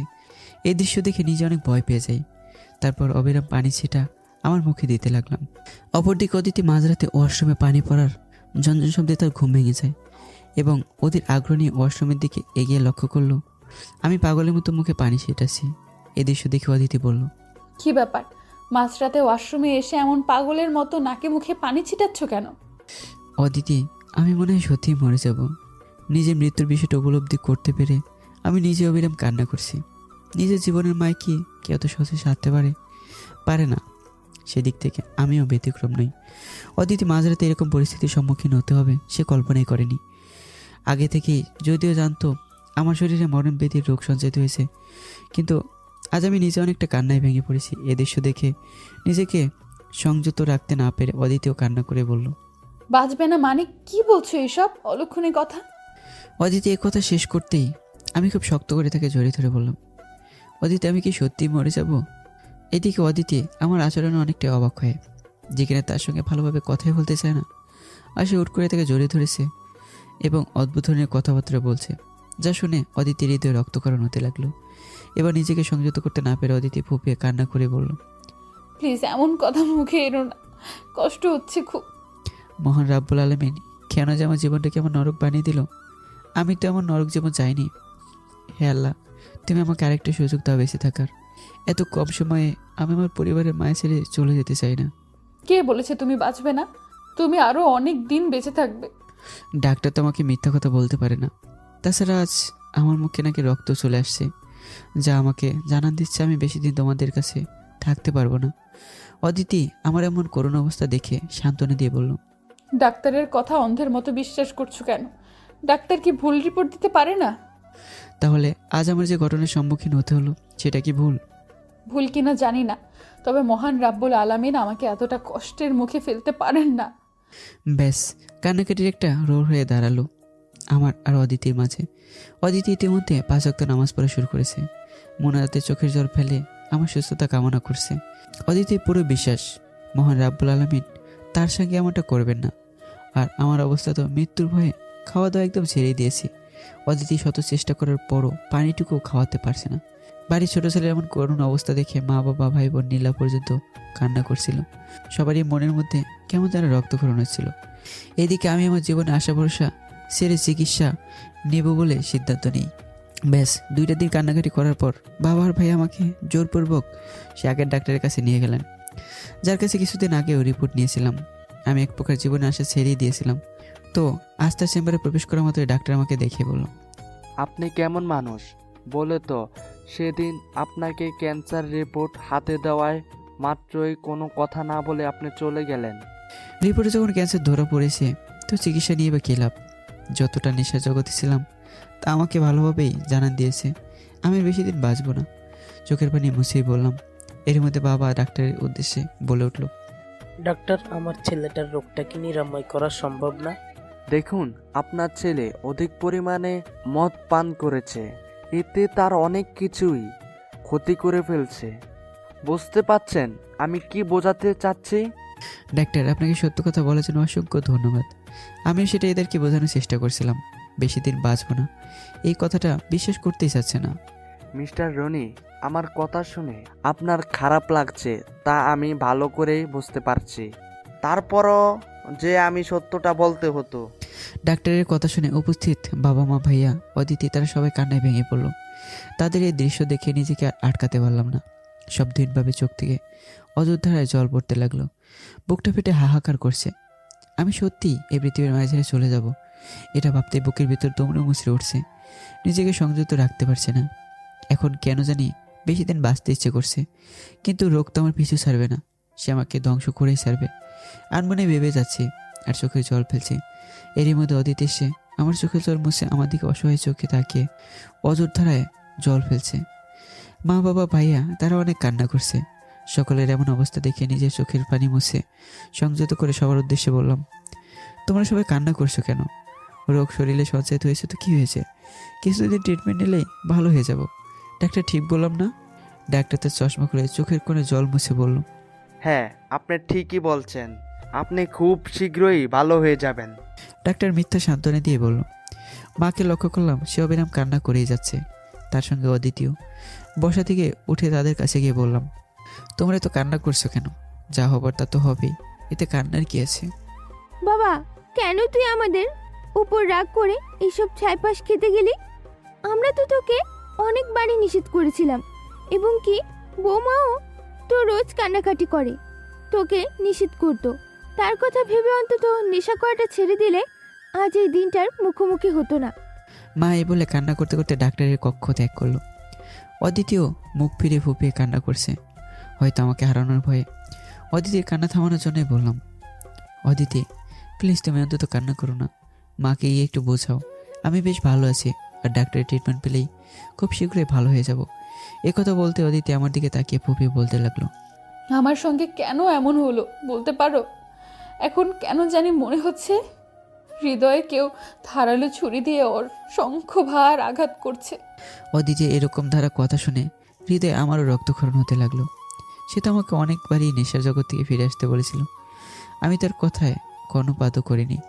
সবসময় অবহেলার চোখে দেখেছি, ভেবেছি তার ভালোবাসাটা নাটক মাত্র, কিন্তু আজ তার চোখের পানি প্রমাণ করে দিচ্ছে তার ভালোবাসাটা কতটা গভীর।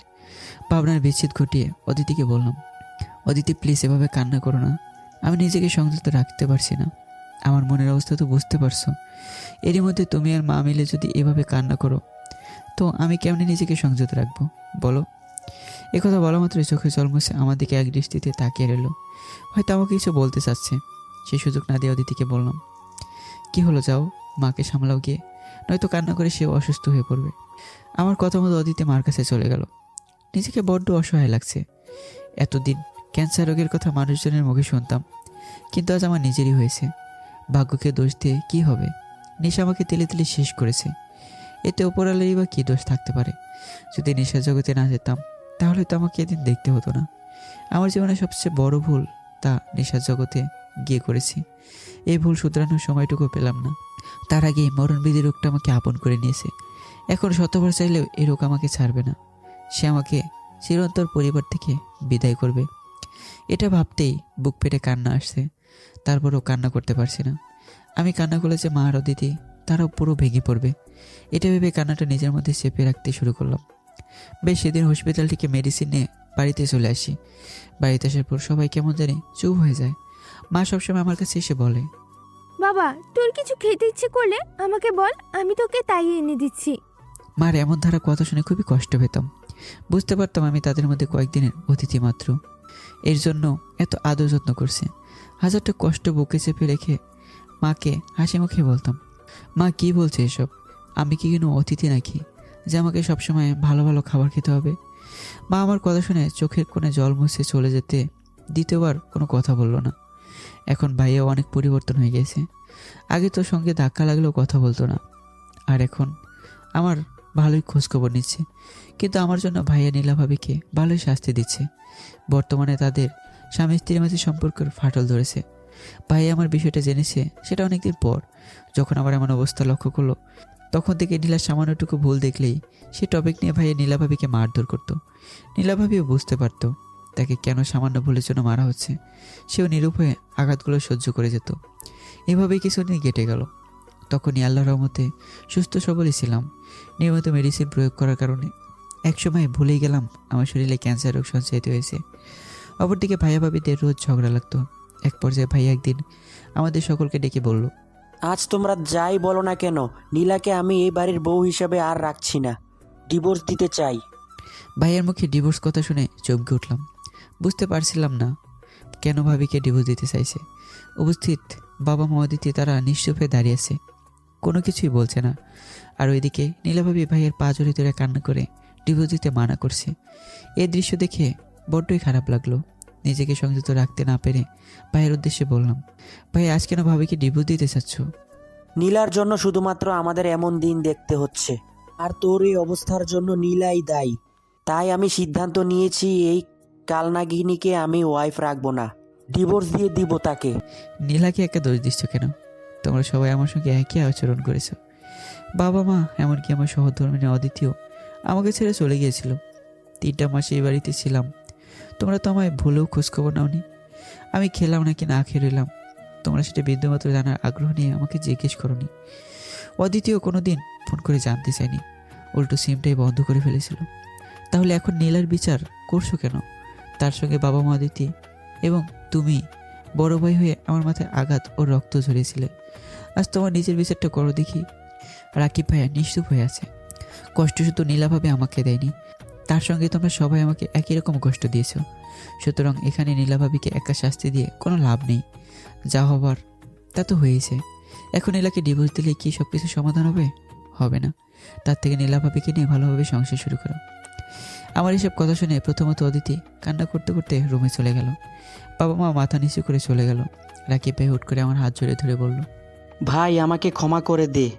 আমি নীলার কান্না দেখে সেদিন নিজেকে সংযত করতে পারিনি। রাগের ঘোরে তোর মাথায় আঘাত করে ফেলেছি। আমার কারো প্রতি কোনো রাগ অভিমান অভিযোগ নেই। অতীতে সব কিছু ভুলে গেছি। আমাকে নিয়ে শুধু শুধু অশান্তি সৃষ্টি করো না। তোমরা ভালো থেকো এই প্রত্যাশাই আমি করি। এ বলে নিজের রুমে এসে লক্ষ্য করলাম অদিতি বালিশের মাঝে মুখ লুকিয়ে কান্না করছে। হয়তো তখন আমার কথাগুলো শুনে অদিতি কষ্ট পেয়েছে, এজন্যই কান্না করছে।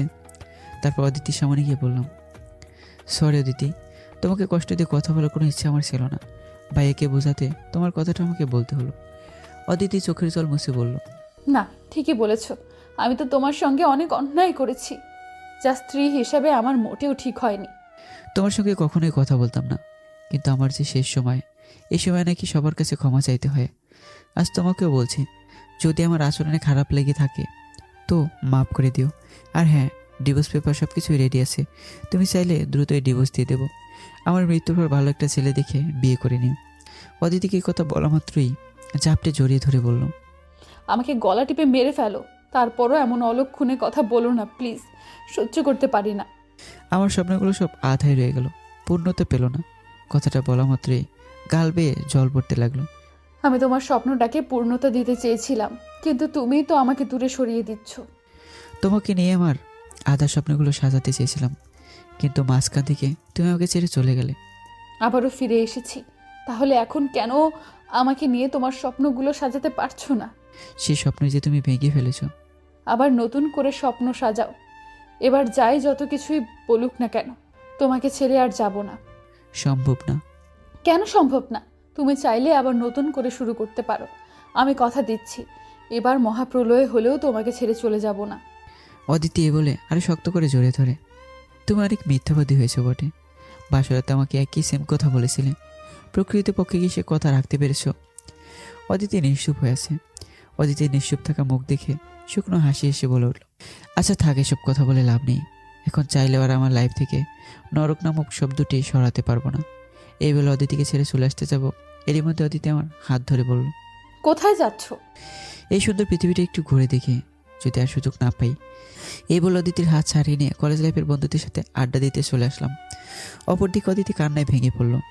অদিতিরও অনেক স্বপ্ন ছিল তার সন্তান হবে, তাকে ঘিরে আনন্দের উল্লাস করবে, কিন্তু মাঝখান থেকে কালো ঝড়ে সব কিছু কেমন জানি এলোমেলো করে দিল। এমনকি আমাদের স্বামী স্ত্রীর মধুর সম্পর্ক বিষে রূপান্তরিত হয়ে গেল। এভাবে কয়েক মাস কেটে গেল। এখন আমার শারীরিক অবস্থাও একটুও ভালো নেই। যখন তো কাশির মাঝে রক্ত বের হয়, তা দেখে বাড়ির সবাই ভালো করে বুঝতে পারছে যে আমি আর বাঁচব না। সবচেয়ে অদিতি বেশি কষ্ট পেত, তারও স্বপ্ন ভেঙে চুরমার হয়েছে। একটা নারী স্বামীর চোখে যখন অবহেলিত হয়ে যায়, তখন পৃথিবীর সমস্ত সুখের জোয়ার বোটা এনে দেওয়া হোক না কেন, তাতে তার বিন্দুমাত্র আনন্দিত সে অনুভব করবে না। সেদিক থেকে অদিতিও ভালো নেই। প্রত্যেক প্রহরী তার ভয়ে ভয়ে কাটতে হয়, কখন যে তাকে দুর্ঘটনার সম্মুখীন হতে হবে এ ভেবে। মা বাবা ভাইয়া তারা অনেক ভয় আছে কখন যে কী হয়ে যায়। এ নিয়ে তারা অনেক ভালো চিকিৎসারও পরিকল্পনা করে আমাকে বলে, বাবা, আমরা তোকে সিঙ্গাপুর নিয়ে যেতে চাচ্ছি, সেখানে ক্যান্সারের ভালো মানের চিকিৎসা করা হয়। আমরা বিশ্বাস সেখানে গেলে তুই ভালো হয়ে যাবি। মিথ্যে সান্ত্বনা নিয়ে আর বাঁচতে চায় না। ক্যান্সার রোগে মানুষ বাঁচে না, সেটা আমি ভালো করে জানি। সুতরাং যতদিন বেঁচে আছি এমনিই থাকবো, চিকিৎসা করার দরকার নেই। এই বলে নিজের রুমে চলে আসলাম। উপস্থিত বাবা মা, বড় ভাই, অদিতি, তারা সবাই আমার দিকে অবাক চোখে তাকিয়ে আছে। অদিতিও আমার পিছন পিছন আসতে লাগলো। হঠাৎ দরজা ঠেলে রুমে প্রবেশ করব, এরই মধ্যে অদিতি এসে বলল, কি পাগলামো শুরু করলে বলো তো? কই কি পাগলামি করলাম? তোমাকে সিঙ্গাপুর নিয়ে যেতে চাচ্ছে আর তুমি যেতে চাচ্ছ না। এটা কি ধরনের পাগলামো করছো বলো তো? তোমার আমার পিছনে এভাবে লেগেছো কেন? আমি বলছি সিঙ্গাপুর যাবো না তো যাবো না, এটাই ফাইনাল। প্লিজ না করো না। এইভাবে চলতে থাকলে যে তোমাকে সত্যিই হারিয়ে ফেলবো। ট্রিটমেন্ট নিয়ে বাঁচার কোনো ইচ্ছে নেই আমার। যতদিন মেডিসিন ছাড়া উপরওয়ালা আমাকে রাখবে ততদিন বাঁচবো। তাছাড়া কোনো ট্রিটমেন্ট নিয়ে আমি বিশ্বাস করি না। তারপরও তো তোমাকে চিকিৎসা নিতে হবে। বুঝতে পারছো না কেন? তোমার শরীর যে রোগটা বৃদ্ধি হতেই চলেছে, তা যে কোনো সময় অঘটন ঘটতে পারে। তুমি আমার সামনে দিকে যাও প্লিজ, ভালো লাগছে না আমার। আমার কথা কি তুমি একবারও ভাববে না? আমি চুপ হয়ে আছি। আমি তোমার সঙ্গে কিছুদিন অবহেলা করেছি দেখে তোমার ইগো নিয়ে পড়ে আছো, কিন্তু তুমি যে আমাকে 1 বছর ধরে অবহেলা করে আসছো, সেটা কি একবারও ভেবেছো? তোমার আচরণের রোজ কতটা কষ্ট পেতে হয়েছে আমাকে। আমি নিশ্চুপ। নিজের জীবনটাকে কেন নরকের দিকে এগিয়ে দিচ্ছ, আর আমার কেউ কষ্ট দিচ্ছ বলো তো? আমার জীবনটাকে নরক বানাতে তোমরা আমাকে বাধ্য করেছো, তাহলে আজ এত আফসোস করছো কেন? আর কি বললে আমি তোমাকে অবহেলা করছি? হ্যাঁ, ঠিকই ধরেছো। কেউ জানুক বা না জানুক, তুমি তো ভালো করেই জানতে, যাকে একবার আমার মন থেকে বের হয়ে যায় তাকে দ্বিতীয়বারের মতো কাছে নেই না। অদিতি নিশ্চুপ হয়ে আছে। অদিতি, আমার আজও মনে পড়ে তোমাদের বাড়িতে যখন তোমাকে ফিরিয়ে আনতে গিয়েছিলাম, আর তুমি সেই সুযোগে আমাকে নানান কথায় অপমান করেছিলে। সেদিন থেকেই তোমার নাম আমার মন থেকে একেবারে উঠে গেছে, আর মন স্থির করেছিলাম তোমাকে আর আমার সংস্পর্শে নেব না। অদিতি নিশ্চুপ হয়ে কান্না করে যাচ্ছিল, বলার মতো ভাষায় তার জানা ছিল না। এভাবেই আমি আমার মরণবিধি রোগকে বরণ করে নিই। পরিবারের সকলেই আমাকে জোরপূর্বক সিঙ্গাপুরে নিয়ে যেতে চাইলেও তাদের মুখের উপর না করে দিই, যার স্বরূপ দিনে দিনে আমার রোগটা গ্রাস করে ফেলে। আমার এমন অবস্থা দেখে আমার মা বাবা অদিতি বেশ কান্না করতো, কিন্তু আমাকে কোনো চিকিৎসাই করাতে পারতো না। আমার একটাই জিদ, মরে যাব তবু কোনো ট্রিটমেন্ট নেব না। একদিন বিছানায় শুয়ে থাকা অবস্থায় কাশি দিতে নাক বুক দিয়ে রক্ত অবিরাম বের হতে লাগলো। অদিতির দৃশ্য দেখে দ্রুতই আমাকে সাহায্য করতে কাছে আসতে আমি আক্ষেপ নিয়ে বলে উঠলাম, আমার কাছে এসো না, আমি ঠিক আছি। নিজের হাত দিয়ে রক্ত মুছিয়ে বললাম, তোমার নাকে মুখে রক্ত বের হচ্ছে, এবার তো হসপিটালে নিয়ে যেতে নিষেধ করো না প্লিজ। হসপিটালে নিয়ে যাওয়ার সময় শেষ অদিতি, আর কদিনই বা কয়েক মিনিটই তোমাদের সাথে কথা বলতে পারবো। না, তোমার কিছুই হতে দিব না। আমি এক্ষুনি বাবা মাকে ডাকছি। এই বলে অদিতি মা বলে চিৎকার দিতে বাড়ির সকলেই রুমে এসে ভিড় জমা করলো। আমি প্রথমেই আমার বাবা মাকে ইশারা করে কাছে আসতে বললাম। বাবা মা দ্রুতই কাছে এসে বলল, বাবা, তোর কিছুই হতে দিব না, এখনই তোকে হসপিটালে নিয়ে যাব। মা বাবা তোমরা একটু শান্ত হও, এখন হসপিটালে আমাকে নিয়ে গেলেও তারা আমাকে বাঁচাতে পারবে না। কথা মুখ দিয়ে স্পষ্ট বের হচ্ছে না আমার। বাবা, এমন অলক্ষণে কথা বলিস না, তোর কিছু হলে আমরা কেমনে বাঁচবো? আমি না থাকলে কি হবে, ভাইয়া তো আছে। আচ্ছা মা, ভাইয়া কোথায়? তাকে তো দেখছি না। এর মধ্যে রাকিব ভাইয়া এসে আমার এমন অবস্থা দেখে পাগলামি সুরে বলে উঠলো, তোমরা এখনো রনিকে হসপিটালে না নিয়ে এখানে বসে আছো কেন? ভাইয়া হসপিটালে যাওয়ার যে সময় আমার কাছে নেই, কিছু কথা বলার জন্য তোমাকে খুঁজছিলাম। ছোট, জিদ করিস না, হসপিটালে চল বলছি। রাকিব ভাইয়াও শেষে কান্না করেই বলল, ভাইয়া প্লিজ কথাগুলো শোনো, নয়তো আমার এই সুযোগটা আর পাবো না। বল, শুনছি। ভাইয়া আমি তো আর তোমাদের মাঝে থাকবো না। সবাই বলে মৃত্যুর সময় তার আপনজনদের কাছে নাকি ক্ষমা চাইতে হয়। সেদিক থেকে তোমরা তো আমার আপনজন, তোমাদের কাছে আমি ক্ষমা চাচ্ছি। যদি আমার আচরণে কষ্ট পেয়ে থাকো তো মাফ করে দিও। আর মা বাবা, তোমরা আমাকে মাফ করে দিও। বাবা, এসব বলে আমাদের কষ্টটা আর বাড়িয়ে দিস না। বাবা, অদিতিকে একটু এদিকে আসতে বলো তো, তার সঙ্গে একটু কথা বলি। বলা মাত্রই অদিতি বলল, আমি এখানেই আছি, বলো। কান্না করে চোখগুলো নিমেষে ফুলে ফেলেছে অদিতি। অদিতি, তোমার সঙ্গেও যে অনেক অন্যায় করে ফেলেছে, পারলে মাফ করে দিও। অদিতি নিশ্চুপ হয়ে চোখের জল ফেলছে, মুখ দিয়ে কথাই বের হচ্ছে না। এরই মধ্যে রাকিব ভাই সবাইকে সরিয়ে দিয়ে যখনই আমাকে কোলে করে হসপিটালে নিয়ে যেতে ধরবে, বেশ দরজা পার হওয়ার পরেই আমি হাত পা আচমকে ছেড়ে দিই। নিমেষে পুরো শরীর ঠান্ডা হয়ে যায়। রাকিব ভাই বিষয়টা আন্দাজ করতে পেরে আমাকে সোফায় শুয়ে বারবার ডাকতে থাকে, কিন্তু আমার দিক থেকে আর কোনো রেসপন্সই পায় না রাকিব ভাইয়া। মনের মধ্যে আরও ভয় চেপে গেল। রাকিব ভাই তড়িঘড়ি করে হসপিটালে নিয়ে গেল। ডাক্তার তার ভাইয়ের হাতের নাড় পরীক্ষা করে মৃত ঘোষণা দেন। বেশ নিমেষেই রনির পরিবারের সবাই কান্নাকাটির একটা রোল লেগে যায়। অদিত্য তার স্বামীর মৃত্যুর কথা শুনে অজ্ঞান হয়ে হাসপাতাল ফ্লোরে ঠাস করে পড়ে যায়। কেউ রনির মৃত্যুর বিষয়টা যেন বিশ্বাসই করতে পারছে না। তারপর অ্যাম্বুলেন্সের মাধ্যমে রনির লাশ বাড়িতে নেওয়া হয়। কিছুক্ষণের মধ্যে দাফন কাফন হয়ে যায়। অপরদিকে তার বাবা মা, ভাইয়াও, তার সহধর্মিণী অদিতি, তারা যেন কান্নাকাটি করে পাগলের মতো আচরণ করতে শুরু করেছে। এলাকার মানুষজনরা তাদেরকে সামলে নিয়ে দ্রুতই রনির কবর দিয়ে দেয়। যে যার মতো সবাই চলে গেল। কিছুক্ষণ পর অদিতি তার স্বামীর কবরের পাশে দাঁড়িয়ে কান্নাকাটি করছে আর আর্তনাদ প্রকাশ করছে। 5 বছর পর অদিতি আজ তার স্বামীর কথা মনে পড়ে বাড়িতে কান্নাকাটি করছে। অদিতির মা সান্ত্বনা দিয়ে বলছে, মা, অনেক দিন তো হয়ে গেল, এবার একটা বিয়ে করে সুখে শান্তিতে থাকার চেষ্টা কর। এভাবে কি বেঁচে থাকা যায় বল? আমার স্বামীর আসনে রনিই আজীবন থাকবে, অন্য কাউকে সে আসনে বসাতে পারবো না। কেন নিজের জীবনটাকে নরক বানিয়ে ফেলছিস মা, বল তো? এর কোনো উত্তরই যে আমার কাছে নেই মা। মেয়ের এমন ধারা কথা শুনে অদিতির মা কান্না করতে করতে রুম ত্যাগ করলো। কিছুক্ষণ পর আরোহী এসে বলল, আপু ভাইয়ার কবরও চেয়ার করতে চেয়েছিল। আমি তো যেতে পারবো না, তানভীরের সঙ্গে ইম্পর্টেন্ট বের হতে হচ্ছে। মন খারাপ করো না, মাকে নিয়ে যাও। আরোহী এই কথা বলেই তানবীরের সঙ্গে ঘুরতে বের হয়ে গেল। অপরদিকে অদিতি চোখের পানি মুছে একাই তার স্বামীর কবর জিয়ারত করতে গেল। সেই চেনা জানা তার শ্বশুর বাড়িতে। অদিতি আজ তার স্বামীর কবরের পাশে দাঁড়িয়ে চোখে জল ফেলছে আর অসম্পূর্ণতার স্বপ্নের কথা বলছে। তারপর কবর জিয়ারত শেষ করে চলে আসতে যাবে, পেছন দিক থেকে একটা ছোট বাচ্চা বলে উঠল, আপনি কে? আমার চাচার কবরে ওনারে আগে গেছেন। অদিতি ছোট বাচ্চাটির কথা শুনে রীতিমতো অবাক হয়ে বলল, বাবু তুমি কে? তোমাকে তো চিনলাম না। আমি রাখি, কাজটাও দেবো। আর বাবা মার নাম? আপনাকে কেন বলবো? যতটুকু বলেছি এটাই অনেক। অদিতি ছোট বাচ্চার পাকনামো কথা শুনে মনের অজান্তেই হেসে ছোট রাকিবের মাথায় হাত বুলিয়ে বলল, বাবু, বড়দের সঙ্গে এইভাবে কেউ কথা বলে? এর মধ্যে কেউ একজন পিছন থেকে রকি রকি করে ডাকতে ডাকতে অদিতি পিছনে ফিরে তাকাতেই তার চোখ যেন কপাল উঠে গেল। আর আনমনে রাকিব ভাই বলে উঠল। ছোট রকি অদিতির হাত ঝাঁকিয়ে বলল, আন্টি আন্টি, আপনি কেমন জানলেন আমরা আব্বুর নাম? আমি আপনাকে আব্বুর নাম বলিনি। অদিতি এবার বুঝতে পারলো ছেলেটির বাবা তাহলে রাকিব ভাইয়া। এসব আনমনে ভাবতেই রাকিব অদিতিকে দেখে অবাক প্লাস আনন্দিত সুরেই বলে উঠল, অদিতি কেমন আছো? অনেক দিন পর দেখলাম তোমাকে। ভালো। রকি কি আপনার ছেলে? হ্যাঁ। আপনারা তাহলে ভালোই আছেন। নীলা ভাবি কই? তাকে যে দেখছি না। সে আর নেই। নেই মানে? রকিকে বাঁচাতে গিয়ে নীলা তার জীবন ত্যাগ করেছে। রকির কিছু হতে দেয়নি। ও শেষ সময় এটাও বলছে যে তার পাপের জন্যই এমন আনন্দের সময় মরতে হচ্ছে। তারপর কি রকিকে নিয়ে আমি একাই লালন পালন করতে শুরু করি। এক সময় খুব কঠিন হয়ে দাঁড়াই, একদিকে অফিসে আরেকদিকে রকি। পরে খুব দুশ্চিন্তায় পড়ে গিয়েছিলাম। সব দিক থেকে বিবেচনা করে রকির জন্যই আমি আরেকটা বিয়ে করতে বাধ্য হই। ভেবেছিলাম আমার নতুন সহধর্মিণী নিজের ছেলের মতো রকিকে মেনে নিবে, কিন্তু ভাগ্য খারাপ হলে যা হয় আর কি। রকিকে সে দু চোখই সহ্য করতে পারে না। আমি যখন বাসায় থাকি তখনই রকির সাথে ভালো ব্যবহার করে, আর যখন অফিসে চলে যায় ব্যাস তাহলে শুরু হয়ে যায়। রাতে অফিস থেকে এসে রকির রুমেই যায়।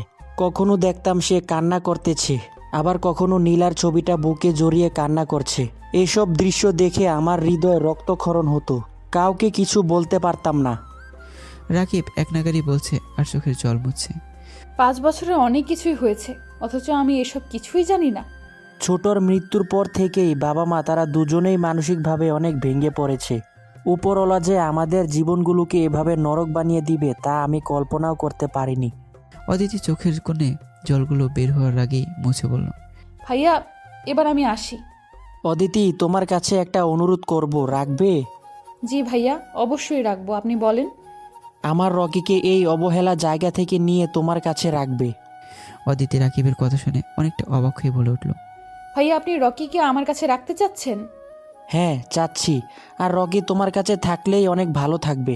আমার সহধর্মিনীর অনাদরে রাখার চেয়ে তুমি আমার ছেলেটার দায়িত্ব নাও। অদিতি নিঃসুপ হয়ে আছে। অদিতি প্লিজ, আমার ছেলেটাকে এই অবহেলা জায়গা থেকে নিয়ে যাও, নয়তো তাকে অবহেলায় বড় হতে হবে, যা আমি সহ্য করতে পারবো না।